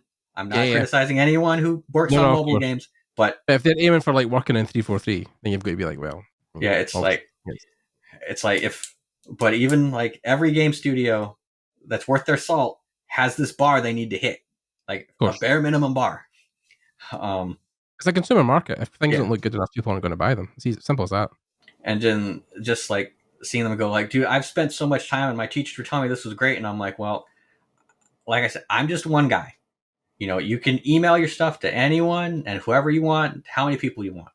Right. Yeah. I'm pretty sure you're going to get the same answer. But if you don't, great. But this is my personal feeling. Like, I don't think this is good enough. And a lot of the times they'll say what studio they're trying to work there, they want to hit. Yeah. And I'll tell them like, look, I don't think this is up to snuff because of these reasons. If you want, I know a guy here. Let me send you their information, Yeah. and See what you think. And you can either email them or look at their work. And the other thing too is like, I want to work at Treyarch. It's like, okay, well, I know a bunch of people at Treyarch, so here's their ArtStation portfolios, and here's yours. So I want you to look at theirs. Yep. Yeah. Put yours work next to their work. Mm. If your work, and you need to be realistic, if your work doesn't at least look like it or exceed it, you're probably not going to get it. Not saying that you won't, but it's very unlikely you'll get a position that you want. Now, granted, there's a lot of great positions, like great starter positions. So, like I myself, early in my career, like I worked on God of War 3, but I came in as a collision artist. So I came in doing tech art and fixing all the collision for the entire game. Yeah. And a lot of people will say like, well, that's, collision's not art. It's like, dude, performance, like optimizing a game is a huge art. And a lot of people will actually want to know, like, sure, you can make this really cool box or this really cool robot or this really cool tree, but can you make it run? Like, will it run at spec? Like, or bump into things or fall over or it's like anyone can make a really good picture, but can you make a game? Like, do you know the ins and outs? Bring life to it. That's the hard bit. Yeah. And that's the big thing too. It's like making games, movies, TV. It's not just about making a pretty picture. It's got to run. Yeah. And it's not a pretty picture, man. Like optimizing is tough, and it takes a long time, especially across like console generations and stuff like that as well. I mean, look at Cyberpunk. Oh yeah, absolutely. Like it's tough, and the fact is too, like you spent all this time working on this really cool asset, but it's like, dude, it doesn't run. You got to strip it. Like you got to cut all this off, and then it's like, it's just a shell of what it was. But the thing is too, like, one of the things I have to tell a lot of newer artists is like, you need to remember, I know what it used to look like, and you do, but the public never will. Yeah. And what matters at the end of the day too, and this is where I get a lot of flack from a lot of people. So I know for a fact, no one is going to remember the art I made for a game in a few years. Even a year. Yeah. The technology is changing so fast. There's a lot of really good games coming out from big studios, indie studios, just dudes in their garage. They're doing really good stuff. People aren't going to remember the art I made. They're going to remember how they felt playing it, though. Yeah, they're going to remember the fun they had. They're going to remember the playing it on their couch with their friends. They're going to remember like how it made them feel.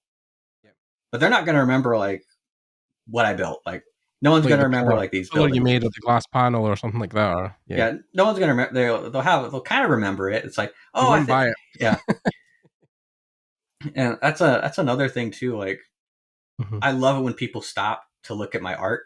But I also get paranoid too. It's like, is it bad because you stopped what you were doing and it's like, hey, you look at them. Yeah, it's like, hey, is something wrong here? Like, why'd you stop? Because you're building this art so that way people can just keep running through it. You don't want to like break the suspension of disbelief. You want them to feel like, oh, this is all cohesive, natural world. I'm going to run through this and get from point A to point B. Nothing's sticking out. Nothing's looking like it's missing textures or popping in. Yeah. I mean, the same when you do like build reviews and you're running through stuff and you're like, oh my god, look at the grass, like it's wrong. Like, and then you'll get to the launch and there's maybe stuff you just can't fix because it's just your last minute, it needs to ship. And then you're playing the final build and you're running by and you're like, oh my god, look at it, it's not finished. Oh my god, the UVs, fuck. You know what I mean? Like the trims are like no lining up properly. There's this tiny wee seam that like you never thought you'd ever see. And yeah, it's one of these things that these games live forever. Obviously, once you let go of them, but it's hard when you put them into the world because then you want them to stay this perfect cylindrical object that never moves or falters. But it's absolutely. And what's funny too is like I've seen people do playthroughs of tons of games I worked on, and they go by huge errors that I remember, and it's like we just could not fix them because either something broke at the last minute, and no one knows why, or like it was just one of those things where someone decided to turn like this pillar, like, or this box, like 45 left degrees the and other right. way, and it's like, Yeah, oh yeah, no, it wasn't built yeah. for that. Yeah, if And it then seems at the back, fuck. but the thing is, like, no one called it out. No one Yeah, complained about it. Like, in all honesty, they were too busy having fun. And yeah, yeah. granted, that's not an excuse to to have sloppy work, but No, at, no, but at, that's at, the main thing you really want is people to go in and have experiences and remember, who built what and all that kind of stuff. So yeah, it's yeah, very common. But then it's one of these things where, I mean, that's probably been something you've learned over the years of shipping so many games. And then of course, like, talking about 343, I mean, that's obviously been the longest spanning your career. I mean, officially, yeah. you And was it 2012, I think you came at the studio. so I started 343 February of 2011, Oh wow. and I remember it was funny. So at the time, I was doing a lot of freelance work Hmm. back in California, and I was just at the point where, like, I'm sick of LA, I'm sick of California. Like, I just want to do something different, but I don't know what. So I remember putting my Right. resume up on a bunch of resume sites, like Indeed, Monster.com, a bunch of those sites, and then just ArtStation's applying. still not a thing. Is it? Yeah, no, I'm saying it still wasn't a thing even back then, 2011. It was 2014 minutes, so you were still, Yeah. games jobs were still, there was other places you had to go to find them. And I would just start applying. I went to gamedevmap.com, and just, I'm like, Oh, okay, what's every company in America? I'm just gonna take like 2 hours a day, send my resume out, and then see who bites. yeah, And I did a lot of interviews, got a lot of rejections, and that's one of the things too. Like, people, like, when people apply for jobs, you're gonna get rejected. yeah, Like, it's very rare you get like multiple offers in one go, of and course. it's just Unless you're like something. a superstar or something, or have loads of experience. Yeah, Yeah, it's like it just happens. Like, you're gonna get a no, and you can. I, I used to be devastated over that kind of stuff, but at that point in my life, I was like, it's just a no. And having worked at so many different studios at that point, because like I had jobs that were like a month, I had jobs that were a week, some were just a day, mhm, some were like 6 months, some were 5 months. Like, it ranged all over. But because of that, I went through so many things and saw a bunch of different things. That's also why a lot of people ask me for like contract advice, like wage advice, like how to negotiate. Like, I've had some pretty crappy contracts in my mhm. in my day. Like, I've been totally taken advantage of. I totally undersold myself, like, Yeah, a lot. Um, and just seeing how that happened, and just talking to people like realistically about it, like, figured out what I did wrong and how to fix that. But anyway, yeah, going back to it. So yeah, I just applied everywhere, and then I remember getting the call, like, hey, I represent this company called 343. They make the game Halo, and I'm like, yeah. Oh my god, heart stop. um, because prior to that, like, I tried applying at Bungie, like, Mhm. like a few years prior to that, and I did not do well. So Right. the I got a couple rejections, and then uh, I tried again, and it just didn't pan out. But it's okay. Like, and then that's the thing too. Oh, here's a fun fact: I've taken several art tests. I have never passed one. I've never passed Interesting. any art test, and But then was there an art test for 343? there wasn't. Ah, So, like, a lot of jobs in games where I were with games, like, if they had an art test, I never passed them. Like, interesting. and it could be for various reasons, and like, especially too, like, there are some studios where I knew people there. And I'm like, hey man, like, I know for several reasons, they can't tell me why I failed the art test. So Right. there's a lot of legal reasons why. Of course. Yeah. And so I'm like, but hey man, like, do you think like you could find out for me, or maybe you could ask, like, what happened? Yeah. And and sometimes I would actually get a response back, and it's like, that's something I never would have thought of that. Like, I never would have thought of building something that way, or I didn't think. Oh, okay. So the way I presented it this way was a big red flag. Now I know that, and I won't do it again. So Of course. yeah, it sucks. Like, I wish more studios would tell you why you failed, but I totally understand why they can't. But But then what is the reason behind, like, why you can't? Is it a thing where they're afraid people will get mad, or like so it seems I so the I've heard a few different reasons. Like, one of the reasons that seemed the most logical to me was, so let's say you your art test was a box, Mhm. and all the rules were like, you need to build this box this way. And let's say you wanted to spice up the box, so you took the lid off and put it on the side, and it's resting on the box. You turn that Right. in, and they're like, "Hey, you failed the art test because you took the lid off the box and had it leaning up against the box. Right. We didn't ask Yeah. you to do that." But then person B takes the test. They do the same thing, but Mhm. maybe the lid's on the other side, Right. and they pass, and then they get a job. And Right. you're like, "Hey, you failed me Mhm. because I put the box off the top and put it on the side. This guy posted his work saying this art test passed. Right. So why does he get the job and I don't?" And then that could lead to, depending on where you are in the world, that could be taken Like a as a discrimination thing. sign of discrimination, or it could be like, was there something else? Like, was there some kind Especially if of the person's like a minority or like someone that's disabled or anything like that at yeah? all, So then it's just this giant can of worms. Like, granted, there's also there's other reasons too. Like, but Mm. like that's a common one I've heard over the years. It's like they can't talk about it because maybe they hired someone that did do it wrong, but Yeah. they had enough in the rest of their portfolio to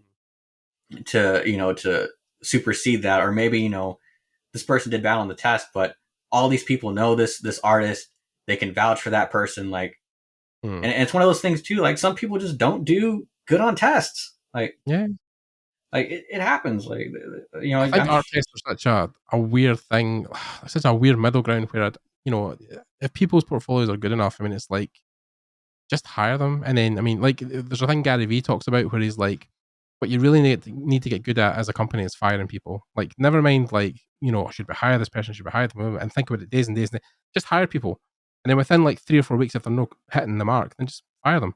He's like, like it seems brutal, but like then you're giving opportunities to people that you might not or might do better than you thought they were going to do. So, you know, I think there's a whole mentality behind art tests are good, but then like sometimes it's like hire people, get them on board, and then like if they're within their contract, you can stipulate like if they're not hitting the stride within I don't know a month, 2 months, whatever, like their first 6 months probation, then of course you can just let them go.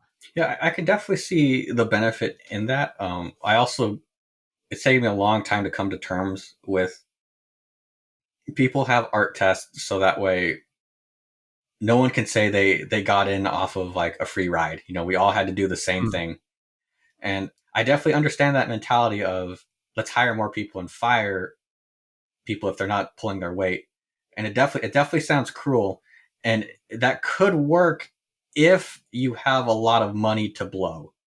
Yeah. Because that's the thing. Like, depending on where you are in the world, I'm just going to use United States standards for this, just because it's the easiest thing for me. Yeah. So, like, hiring someone full time is a lot of money, because you have to, when it's a salary, then it's benefits, then it's insurance, and then it's licensing for your programs, then it's the equipment, and then if you're in an office, like, you have to pay for that space. Mhm. You have to take an additional insurance claim for that person now walking into the building. Then your business has to pay insurance on top of that insurance. Right. So then all of a sudden, like, this person, let's say, we'll just throw out a random number. Let's say like I hired this person with a salary of $50,000 USD, Mm. but to hire that person full time is probably going to cost $225,000 USD, Right. and that's Paperwork and just, stuff. and that's not even giving them the full 50K for the year. Like, all that money is just to get them on board.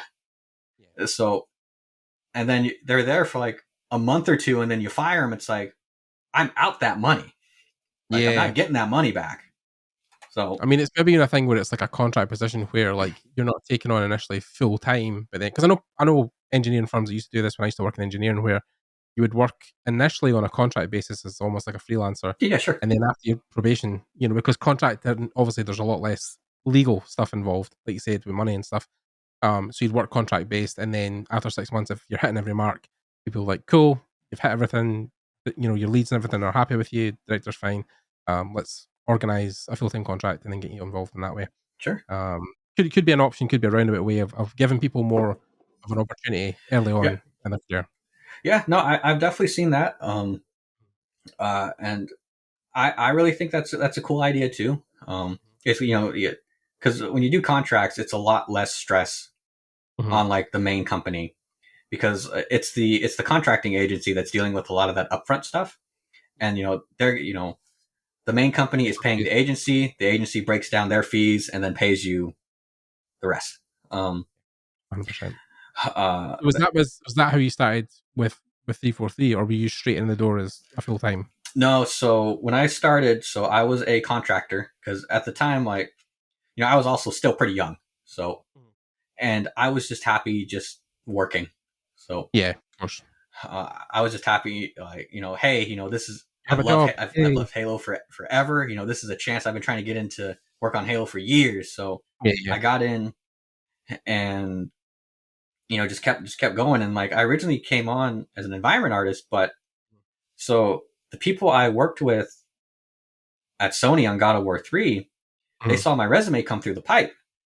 Right. And one of them vouched for me and he said, hey, I worked with Tim, we were there working long days, on God of War, and he's a really good guy. He's really good at tech, and I know we're looking for a tech guy, so maybe we can use him as both, or maybe you can shift him to a tech art position. Right. And so, I got pulled aside because like, hey, this person said, you're a really solid guy, but you're also really good at tech, and we need someone who can do tech. And I'm like, sure, man. Like, I'm just happy to be part of the squad. So you need to do tech? Let's do tech. So yeah. So most of pretty much all of Halo 4, I just did all of tech art. So there's a lot of optimization, a lot of collision stuff, a lot of LOD stuff, but then also like a lot of animation, a lot of destruction, a lot of scripting. It was really cool. Like, it was super beneficial. And then just the thing that people don't give tech artists and engineers enough credit for is like when they get something to work, and you can see it from like the artist puts all this effort into making this really cool object or this scene. Yeah. And then you're in the background like, okay, how can I find a way to optimize this? How can I make this animate? Like, how can I make this look cool? And then to see all the back end stuff that, no one can see the rigs you build, or no one can see the scripts that you write. But the fact that it's there and now you're seeing like everyone gets to see the end product, but it's off of the stuff you did. It's super inspiring. It's like, man, I helped build that. I mean, you're almost like the diamond in the rough, because like tech artists, as you know, are one of the hardest jobs to hire for, because there's so few people who really do it full time. That's the thing too. Like, I remember we had that conversation a while back. It's like, because you're asking like, hey, I'm going to have a tech artist on here. Like, what are some questions that you might want to hear or that you might want to know? And it all kind of depends too. Like, what kind of tech art are we talking about? Are we talking about scripting tech art? We're talking about building tools, talking about optimization, talking about, like rigging. Like, there's a lot of, like, it varies wildly. Shaders, Unreal stuff, real time. Yeah. Yep, absolutely. All that stuff is considered tech art. And then you can break it down further. It's like, I specialize in character tech art. So, rigging, shaders, movements, like blend shapes, stuff like that. Yeah. But so Halo 4, I did tech art. And then for Halo 5, I really wanted to do art. Because at the time, like the rest of my history, when it came to games, I was doing tech art. Yeah, for 90% of it, yeah. And anything not games, I was doing environment art. And I was at the point now where I'm like, I really want to do art. And, that's where my passion is. I've been doing all these things. Like, I want to do art. So I talked to my lead, and he goes, well, Tim, like, I get you're passionate about this, but your portfolio is not up to snuff.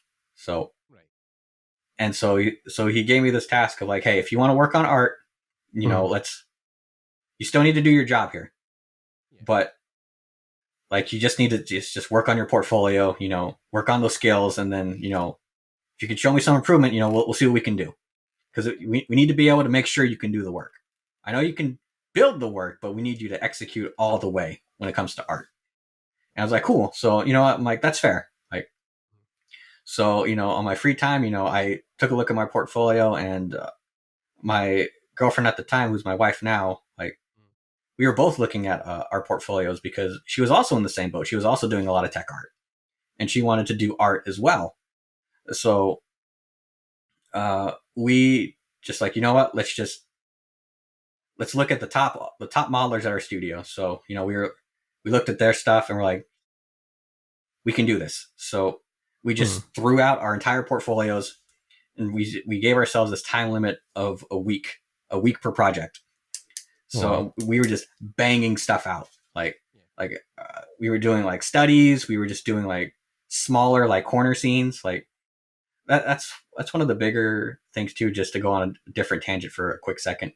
So a lot of people get discouraged because they try and build this big phenomenal scene, and they look really cool, but it's so hard to do that by yourself. So we realized that, like, just because if you've done enough 3D, you realize like big scenes are really hard to do, and there's a lot to manage for one person. Yeah, for one person. So let's just keep everything to a small corner. So this way, you just have to worry about like 2 quarter walls and like whatever your hero prop is in the center or off to the side or something. Like a diorama almost. Yeah. So we started doing that, or we would just do like really overly complicated just assets, just to show we could technically, like, we were doing technical modeling, like we knew how to build everything cleanly. You could animate it, you could render it just fine. Like there'd be no weird artifacting when lights hit it. Like, so we just did that, and then we beefed up our portfolios. Then a little bit down the line, it's like, this is really cool, man. Like it's not that people are jaded. It's like they've given this advice so many times, and just to see people like just not do it. So the fact that the person gave the advice, I took the advice and did the thing, and then kept iterating on it. They're like, this is what we needed. So then that's where I got to do full environment art for Halo 5. And they basically, the 2 leads for MP and campaign, we got to pick the people they wanted. So I got picked to do multiplayer. Nice. And what was cool too was I always asked for more responsibility. Like I always wanted to be a lead, like, because my goal was to be like a lead environment artist one day. Like that was my top thing for my bucket list. Yeah. And just being able to like do all the work, and then help manage like all these newer artists, and then help bring them up, and then work with other veteran artists, just to learn from them. And then they were able to make me a lead. So I got to lead a few handful of MP maps on Halo 5, nice. Which I was super jazzed over. And that was also in the time too where I got hired full-time during Halo 5. So all my work... Wow, so you're only a full-time employee on 5, yeah, so correct. You went all the way to 4 and stuff, yeah. Yeah, and that's why I was saying too, like, people shouldn't be afraid of contract work. Like, contract works can be extended. Contractors, they can work for a very long time. It's contractors, yeah. And prior to that, I mean, everything I did before 343 was a contract. So, because that's just all they were given in California. And I just knew that, if I worked long enough, and I kept working, my ass off, it would make it. And if it didn't, as long as I had something consistent where I could pay my bills, I'd still be happy. Like, because I was making enough money where, I could pay for my own insurance. I was able to take care of myself, and, I was able to even put a little bit in savings. Like, that was huge. Like, but yeah. And then, yeah, I did a lot of MP stuff for Halo 5, and then worked on a lot of the sustain maps for a while. Like, after we shipped Halo 5, then we had all those DLC maps, those free DLC maps that we dropped every, like, I think it was like 4 months, like 4 or 5 months, something like that. I did those, and then, then we just started working on Halo Infinite. And then that's where one of those things where I wanted more responsibility, like, because I wanted to keep furthering myself, and I commend 343 a lot for this. Like, I owe a lot to that company for various reasons, because 343 actually gave me the opportunity to become a better artist. They gave me chances to be a better artist and to prove I could be a better artist. And if I wanted more responsibilities, they would give me more responsibilities. Like, and the fact that I even met my wife now from 343, like, yeah, I which met is her. Rare, obviously. In some places, it's like a whole I mean, in some places it's almost frowned upon, right? Because it's very rare that people within departments or within studios. But then it's like, yeah, I mean, I've heard so many people meeting, their spouse at games or their spouse in studios, and yeah, it's like it's great when it works because it's always Yep. like it's a double edged sword, right? Because if it doesn't work, right, and that's the other Look, side of the shoe. Yeah, I remember I've had that question come up a couple times. Like, what would you have done if something happened with you and Liz? It's like right. Yeah, you work. Like there's this like younger mindset of like, oh man, I can't. It's like, dude, you just go to work. Just go yeah, to work. Just do your job. It's okay. Like stuff happens. Like, and if it really becomes that big of an issue, like just get another job. Like, yeah, yeah. Oh, yeah, I mean, yeah, it's one of these things. I think it's just that, it's always you always hope for the best, but then like you wouldn't want to, especially because you had worked so hard to get to 343, right? You wouldn't yeah, want to have something that jeopardized that opportunity. I can also see why people would be very cautious about sure. dating Like, people. there's definitely like there's pros and cons to everything. But yeah, no, it's we've been very happy. Which is good. But yeah, and the people I've met at 343, like that's been one of the biggest proponents of me staying for so long. Is I've learned so much. I'm still learning so much, and even like newer artists, like fresh out of the gate, fresh out of school, or fresh off of an indie team, just seeing all their skills and like where they're coming from, and like getting their mindset. And it's like, man, I could have done this and this whole time. That's wild. It's Yeah, like, I didn't think about doing it this way.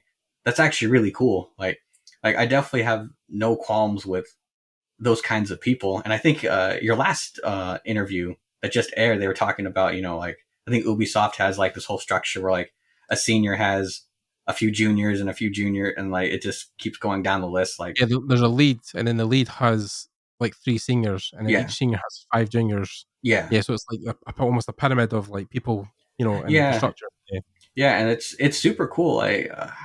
Just seeing their mindset, and just like I said, like just learning all these new things from them. Like, yeah, because I don't want to be the smartest guy in the room, and I don't want to be like the most talented. I want to keep learning. That's why I'm so jazzed to like see how people are doing things. Like, because I want to get yeah, better.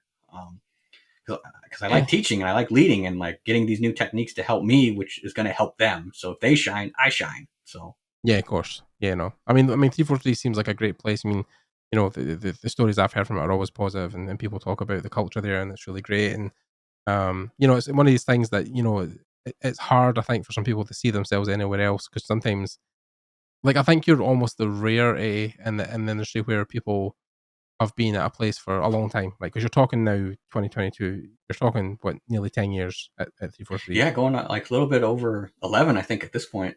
Wow. Yeah. So I mean, it's one of these things where you say to yourself, like, because you look in the industry now, right, and people do jump a lot, right? They maybe even finish like one project and then they'll move again, one project, then they'll move. Because you obviously spend 3 or 4 years, 4 or 5 years on a game, and people try to think like, I want to do something different, I want to work on something else, or I want to go indie, I want to go AAA. You move Yeah. between. So that's been a thing where you've always just you've enjoyed where you were, and that's what I'm saying. It's rare, yourself. Like Yeah, it's rare to do. and I don't fault anyone if they want to leave. Yeah. Like you said, there's a plethora of reasons. Like, Yeah. and like there's some people that just get burnt out. They want to do something else, or or if Yeah. they're not happy. Like Yeah. I've had a very positive experience. Does everyone have that same experience? Probably not. Like I can't see into other teams. I can't tell how people think. So if people are doing it because they're not happy, if they're leaving because they're not happy, that's good. Like you need to work on yourself. Or if they want to do Yeah. something new because they want to spread their wings more, like they feel they can get more satisfaction like somewhere else because they want to just try something different. That's totally fine too. Like Yeah. now, like a younger Tim, the 20 something Tim Yeah. had the mindset of like, how could you do this? Like you're betraying, it's why would you do, this is such a cool place. Why would you betray this? And like the older Yeah. I get, it's like, I mean, some people just want to do something else. Nothing wrong Yeah. with that. And, I like, mean, we talked about that because it's public knowledge now at this yeah, point. But Sparth left recently, yeah, and he's now moved on to another company. But I think it's just at one point, it's not even that you're upset. Like you probably love where you work, but yeah, you just want to change the scenery. You just want to yeah, walk in a different building than the same building because the same building can just get to you every time, and you just want a fresh door, a fresh set of people, new yeah. faces. Yeah, and there's nothing wrong with that. Like just seeing how other people work, just just a different kind of culture and mentality. Like that's totally cool. I'm like, and it helps you grow. Like, and the thing is too, like, since I had so many jobs, like, because I worked in big studios, I worked in people's garages, I worked in people's houses, I worked from home. Like even before, like I got to 343, and it was like just seeing so many different people and just getting so many different experiences was huge. Like, and like I've even recommended people too, if they're not sure about staying at their current job, it's like, well, why don't you just look at trying something else? Like at least just see what's out there. Like it's okay. Like I I'm not going to be someone that's going to be like, no, you should always stay where you are. You like if you don't want to, you don't want to. Never leave. Yeah. It's like if you want to go out and take a look, go take a look. Like there's nothing wrong with that. And a lot of people are scared though. It's like, I want stability, but I also don't want to be chained down, which is interesting. It's a hard balancing act. Very hard balancing act to have. Yeah. So it's, you just kind of have to do it. Especially with kids and a family and a wife. It's like, your priorities change. You have to think about what's best for your family, not what's just best for you. And it is difficult to take the leap because if you want to leave for 343, for instance, and go do something else, then it's like you're not just having that conversation with yourself. You've got to think about your kid, and then also talk to your wife about how's this going to impact us as a family. Like, do we want to leave Seattle? It's a whole thing, that you've got to try and work through. As opposed to when you were younger, like you said, and you were single, you can just pick up and leave and move. So yeah, because I remember having that conversation with my wife. It's like, man, it'd be really cool to work on a Final Fantasy game, and like if this was like 10 years ago, it's like I'm willing to pick up, move everything to Japan, learn Japanese, at least enough Japanese to get by. But then it's just like I was saying, like it's just being at 343 was such an enriching experience, and it still is to this day. Like I'm still very happy, and I'm still learning stuff to this day, and like I'm still getting challenged every day, which is cool. That's it's definitely landed with a thud, and it has garnered great review scores. So I mean, it's good, right? Because there's always the what if, right? What if it sucks? What if it gets fucking 6 out of 10 or 5 out of 10? And what do we do then? But like, it's done well. So I mean, that's a positive for the whole studio, right? Because then it's like, great, fantastic. We've hit our stride again. We're making great games. So yeah, it's just like, where do you go from here? And obviously, like Halo, especially the way games are built now, almost as services, especially multiplayer, right? There's a whole roadmap of like the next year or two, like with DLC content, seasons for the online stuff. So yeah, there's probably enough there to keep it going long enough that you can, it's the hardest part is done now, and it's just like almost like maintenance. I mean, I'm not going to say that it's not difficult. Whatever you're doing now, of course, it's always going to be challenging, like you said, but at least you've kind of stuck the landing initially, right? Yeah, and the thing is too, like when you ship a game or just ship a product in general, that's not like the end goal. That's like the starting line. So it's like the goal is to build like this really good game that lasts for a long time, even if there was like no DLC. Like let's just say it was just a straight single player game, but the fact that like people keep buying it, people keep talking about it, you've built an ecosystem out of the effort you put in. Like that's the continuation you want. Same thing with like launching a console. Launching a console, that's not the finish line. That's the start. Because you want to make an ecosystem where people like the product, they keep putting money into the product, and they want to expand it more and more. So like that's the goal. Like especially with Game Pass, because like at this point, like I don't know how the fuck anybody's going to compete with Game Pass at this point, because they have bought every studio on the planet at this point. I mean, like even the whole Activision deal, buying Blizzard and Activision and that whole ecosystem with that, like, and 343's been part of that for a long time, and Microsoft Studios, and yeah, it's a whole thing. Like it's, I mean, like we talked about this early on, right? When we were talking on the server, but when I left college, or I was leaving college, or just getting to the point of starting to apply at university, I was watching The Sprint on YouTube, which is all the documentary behind the scenes for Halo 5, and like there was a whole world back then. Even then, looking back on like how that was built and how that inspired people, and how that moved people forward, and it was funny even like looking at that series and right at the end, I forget the guy's name. Is it Phil Spencer, who's the head of Xbox now? But he was in giving the speech at the end of you guys shipping Halo 5, and at that time I think he was only like one of the heads of maybe like the studios or something like that. It wasn't even like running Xbox at that point. But to see how far all the companies have came, and him and you guys, and just like the whole explosion of like 343 and what it is now, and yeah, it's crazy to think how far you guys have came in the space of what 4 or 5 years. Yeah, it's been a ride, man. It's been super exciting. Um, Did you do anything? Did you do anything cool for the Infinite launch? Were you guys out there drinking and shooting guns in the air? so so because it was I wouldn't mean COVID. during the pandemic, of course, Yeah, right? Of course, during COVID. Yeah, yeah. So it was COVID. So people masked up. We had our launch party, at the studio. nice. But yeah, no, it was basically just it wasn't really a launch party per se. It was more like, man, I haven't seen you in months. Like Yeah, it was it was just last November, right? So it was November 16th, November 18th, something like that last year, right? You yeah. guys So it launched. was it was just wild just to see people again because Yeah, can imagine. yeah, I mean, just like everybody, like every other business, it's like once COVID started hitting here, it's like first it was like remember when COVID was supposed to be 2 weeks? Remember that? Oh yeah, then 2 months, then Yeah, maybe 2 years. and then it just kept going, and it's like oh man, Yeah. but yeah. So it No, was just, I've seen some gnarly launch parties, and I'm sure Infinite would have been pretty epic as well. You know, like no, life I size it guys was walking about and stuff. I, And it, it was pretty casual for the most part. It was cool just seeing everyone. We had, there was some food. There was a couple ice sculptures I saw that was pretty cool. Like nice, nice. Yeah, um, yeah. Was not, that not was that in the Redmond office? For you guys in the actual office for that? yeah. Granted, it wasn't. It's not like when people think ice sculptures, like man, it must have been like this 6 foot thing. No, man, it was like something cool centerpiece, for like a cool table. Yeah, yeah, yeah. But yeah, no, I it mean, was it like, was cool. yeah, yeah. I mean, I can imagine. Like, I think even like getting through COVID and shipping that also was a challenge in itself, right? And Oh yeah, dude. It's the whole mindset of like what we were talking about earlier in this was like just the camaraderie of like just being next to each other. I could turn around and talk to my guy and talk to my team, mm, and we can vibe off each other. You have to rebuild all that again online, and it's like it takes you back to like if you were ever on a mod team or making just right, working like remotely. Yeah. working remotely like that, just with people all across the country, to build Mhm, something.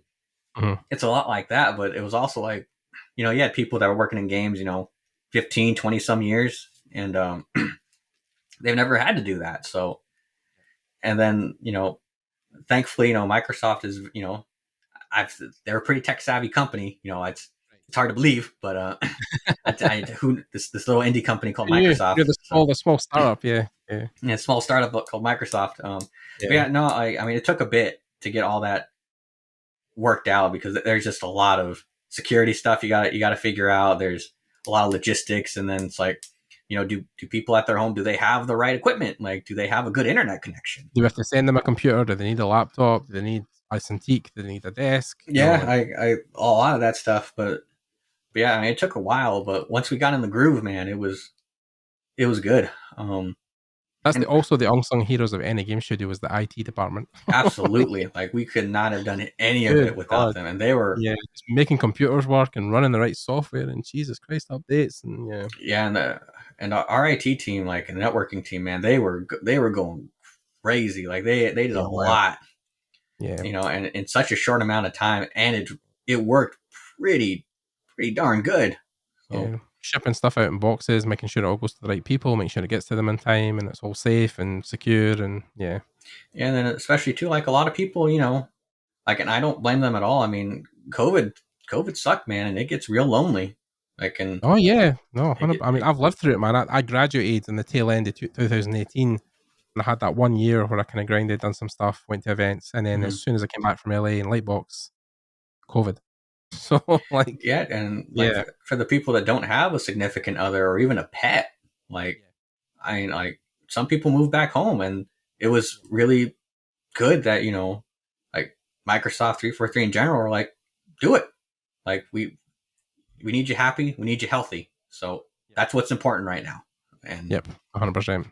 they were really good about that. So a lot of people, ended up going back to their hometowns, and Yeah. some people, literally flew back across the pond. Some people, went back International. yeah, they went back, international, the UK, Europe. I mean, and they're still, it sucked because, your days are kind of weird just because of like the time difference, but Time difference, right? Yeah. But I mean, we made it work, and it was, we shipped a damn good game. Like, Yeah. I mean, congrats in that sense. I mean, like, it's been one of the biggest challenges I think the game industry has faced over the last, I don't know, since it started. Yeah. Like, they've never really had to deal with it. Nobody has in human history at this point. For us especially, so yeah, I mean, at least it shipped, and I think a lot of the cracks that showed early on was just the results of trying to adjust to COVID working and getting things optimized when everybody's sitting in their own house. So hmm yeah, guys, I definitely applaud 343 and you for working through that. So yeah, congrats on that. And here's to the next project, whatever that's going to be in the future, whenever that's announced, and whatever's going to be the whole next thing. But yeah, I'm sure your hooks are still very much in Infinite and making sure that shines and does well. And the endeavor that is, the multiplayer and everything. And you guys have still got to launch co-op and everything. That's still a thing that's got to happen as well at one point. So I mean, yeah, there's probably still stuff that you guys are day to day still working on. So yeah, it's a busy train to push along, but I'm sure you guys are enjoying the journey. And like you said, you get to be challenged every day and get to go to work with awesome people. So Yeah, can't dude, ask for much more. it's exciting times, man. Speaking to that, like, some topic I was trying to think about. Dang, what was it? We got so into our conversations, I lost track of some things, but no, it was cool. It's I mean, like he's working through the pandemic, working Yeah. through with the teams. It's got to have been difficult, and yeah, you came at the other side of it relatively unscathed because, like you said, you shipped, and even though you faced a delay, like most studios do, not uncommon. I mean, people were kind of losing their shit, but I think it's very common for people to delay games now. It's almost expected at this point. So, but you guys still managed to push out AAA quality remotely. So, yeah, you guys have done well in that sense. So, yeah, definitely congrats. That cool? Did it come back to you? What are you thinking? Was it still in the head? No, but is there anything else you want to talk about, man? You got any, like, just general question? You got any topics you want to hit, man? I think. I mean, the thing I would say is we're heading for the 2 hour mark. Sure. So for me, this is definitely one of the longer episodes, which I've enjoyed, which has been great. I've definitely loved everything we've talked about. I mean, this is one of these things, right, man? When you come in the podcast, is that when you talk to industry professionals, that you could sit here almost for 10 hours, right? Because there's so much stuff to talk about, and you talk even at one subject. If we just talked about even like Blender and Maya, and that whole debate that's going on, we could be here running like a whole 10-hour stream, literally just talking about software, because there's so much to talk about and so much nuances between, which one to pick and stuff like that, and which one to focus on. Speaking to that, if anybody wants to hear that conversation between me and Gordon talking about Maya, Max, and Blender and Lightwave and all that, leave it in the comments. Yeah. Oh yeah, definitely. Yeah, but there's a whole. I mean, I think definitely what we can say is we'll get you back on. I think there's going to be room for. We could even do like you said, we could do a whole episode on software. Like that could just be a thing on, tools to learn right now, which ones to focus on, which are the best for you. ZBrush, Max, Maya, Blender, Substance. Substance Modeler. Fucking Medium on. What's the one? Nomad on iPad is now a thing as well. And oh yeah. That's cool, man. So many. Even now that Procreate has a 3D painting feature where you can actually texture and paint. Yeah, dude, that thing is sick, man. Like, especially like even like an older like iPad Pro can run it, and then you can actually like just paint on top of your OBJ. It looks pretty decent. Ridiculous. Yeah, I just got like an iPad Pro. So this was my recent endeavor was the 2021. So the most recent one, the Cool. 1 terabyte, which I got because I was told the 1 terabyte came with the 16 gig of RAM versus the 8 gig of RAM. So it's yeah, dude, that's cool. And it has the M1 chip in it as well. So like, I mean, Nomad's ridiculous, man. You can get something like 4K renders in like 10 seconds. It's crazy, absolutely crazy. Dude, that's how I felt like when people were playing around with Midjourney and like they're getting like these super sick, like high end, like AI renders. Oh yeah, and I'm like in less than a minute, and I'm like, dang, man, that's awesome. Yeah. AI is even that's its own thing, right? I mean, I've seen people recently have podcasts on just that subject. Like we just interviewed Scott Robertson not long ago, and his whole shtick was on, AI, VR sculpting, 3D modeling within concept, like design. there was a whole thing where, because he's trying to write that third book, right, which is how to design, because he's got how to draw, how to render, Yeah. he's going to make how to design now. And intro into like VR and AI. He was like, yeah, the whole thing is fascinating. There's so much depth just to even that subject, and we had a whole conversation on just that one thing. Mhm. So yeah, there's a whole route you could go down where you're talking about just one thing, and it's crazy. But yeah, we will get you back on, and I'll try and get a feel in the comments and in the Discord for you guys where you want us to go with the next conversation, because I'm not opposed to getting people back on multiple times. I'm more than willing. We've had many 2-3 timers that have came on and expanded. But we got most of the bulk stuff out, right? We talked mostly about your career, your early career, working in different contracts, freelance, getting into 343, what you've done over the Halo games, working in different stuff in Halo 4, Halo 5. So I think when we come back to talk next, we could really zero in on a subject like software or discipline or motivation or stuff like that, or how to maybe a hard surface, and how you see the difference between even that, because I know obviously there's hard ops in Blender now that's totally making rains into things. And oh yeah, man. Even going back to like AI stuff or even NFTs, there's a lot of controversy over both, but it's also like you're looking at it from like there's a lot of like places in the world that don't have it as great as like a more first world developed country. Like there's a lot of places 100%.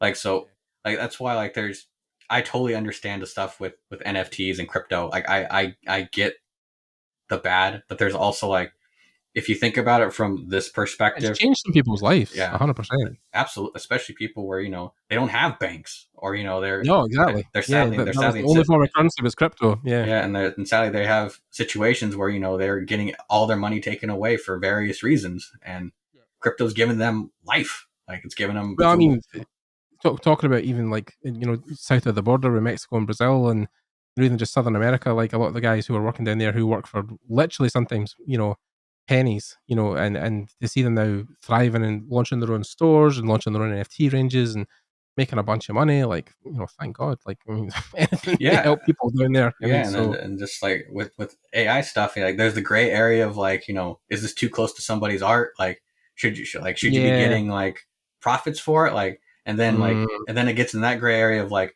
well, if we start doing that, what about photo bashing? Like because if you open up if you open up one, you got to open up the other, and like there's. I mean, photo bashing in a sense is used for production in a sense that the thing you photo bash to use for content will probably never see the light of day because it's just to convey an idea. But then with NFT AI stuff, it's like, well, some people are using AI stuff to make money off. So it's like then that's almost a grey area where, yeah, like where does that? Because I mean, I've never seen somebody photo bash something for profit. I've seen some people photo bash stuff to make art, to make concepts, especially within production. Yeah. Well, you could probably pick a handful of those art books even right behind you. There's probably some photo bash in there, and it's like, 100%. And then it's like, well, so the person you took the photo from, like, should they be getting paid? Do they even know they got this stuff? Like, it's this real great. It's like there's no great answer, and I totally get the understanding of like, if this is stealing, if this is looking too much like my art, or this is starting to encroach on stealing my art. I totally get it. Like I'm not taking that away from anyone. Like I get it. Like you worked really hard on this, and all of a sudden, like somebody else just took it. Like a robot like rebuilt it, and now it's so similar, but it's different enough where that person could probably sell it and make money off of it, but you didn't. Like even photo bashing. I mean, you're careful in a sense that you're not ripping like whole images, right? You're almost trying to take road textures, rocks, a couple of trees maybe, and even if you go to like stuff like was it photobash.org, was that the website years ago? I think it's still going. Matthias, I think, runs it, and it was like he would make packs of trees that were already pre-cut, so that if you wanted to use trees in photos, you had like copyright free packs where he took the photos, the trees were his, or no, trees aren't his, but he took the photos of the trees and cut them out for that specific reason. So then like he's the photographer, he's the end goal, so like you can use that stuff for production. But yeah, it's a very photo bash is still a very gray area. Yeah, it's we can get into all that kind of stuff at another time. But yeah, no, we have many opinions and many. Yeah, I know. I mean, like I said, there's a whole. We could even just do a whole episode on just like 3D modeling. Like we've never really dived into like subdivision and building stuff for production. Like there's a whole conversation just for that. So yeah, we'll definitely talk after the podcast and we can see what ideas we come up with and go for there. Yeah, man. Yeah, but thank you for coming on. Sure. Thank you for giving up your time. I hope you enjoyed it. Yeah, dude, this was fun, man, and it's actually nice being able to talk to you and actually see you, because we mostly just had chats over the last few years, and Of course. Yeah. and it's actually nice just to see your face and actually like be one to one with the face, because I've seen your podcast. It's like, there's the guy, that's the guy. Yeah. I know that guy. Yeah. Oh, I recognize him. I recognize him. But now it's like, oh man, I'm actually talking to the Gordon. The Gordon. The Gordon. So. I had that when I was at Lightbox, that people would talk to me and they would say, I recognize your accent from somewhere. And I'm like, yeah, I run a podcast. I'm like, that's it. I've listened to your podcast. I know what you're talking about. So yeah, like there's one of my friends, Ernie, who is a 3D catch artist.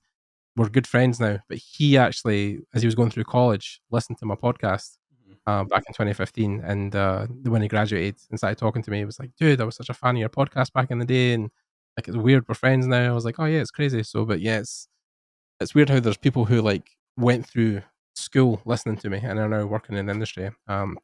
Even that time, one of my friends was telling me that like there was an entire department in a AAA game studio. I don't know if I can name what one it was, but they were all sitting at lunch listening to one of my podcasts. So it was like, it was really fucking, it just blows my mind, man, that people enjoy this shit. So yeah, I'm really thankful for that. But yeah, again, thank you for coming on and for sure. Your time.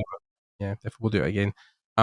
For guys who have listened to this point, thank you for listening. I know this one's definitely a longer episode. We're into 2 hours. But I'll maybe try and snippet some parts of these up and also put them up as we just individuals. If you've got any questions for myself or Tim, I'm sure you've got plenty for Tim.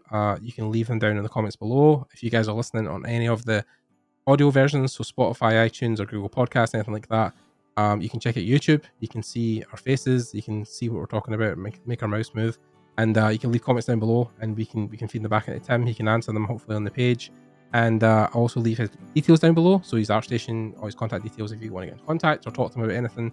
I'm sure he's pretty open to that as well.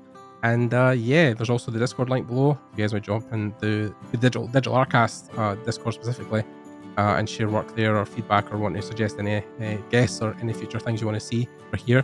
And yeah, that's pretty much it. If you guys can leave a like or a comment and a wee subscribe, it would be great. It would help us out. We've just passed 100 subscribers, so thank God for that. It seems like it's the first 3,000 took forever, then we got 100 in a month, so I'm hoping that continues. But yeah, check us out on our different social media accounts, including myself and Tim, and we will see you guys later.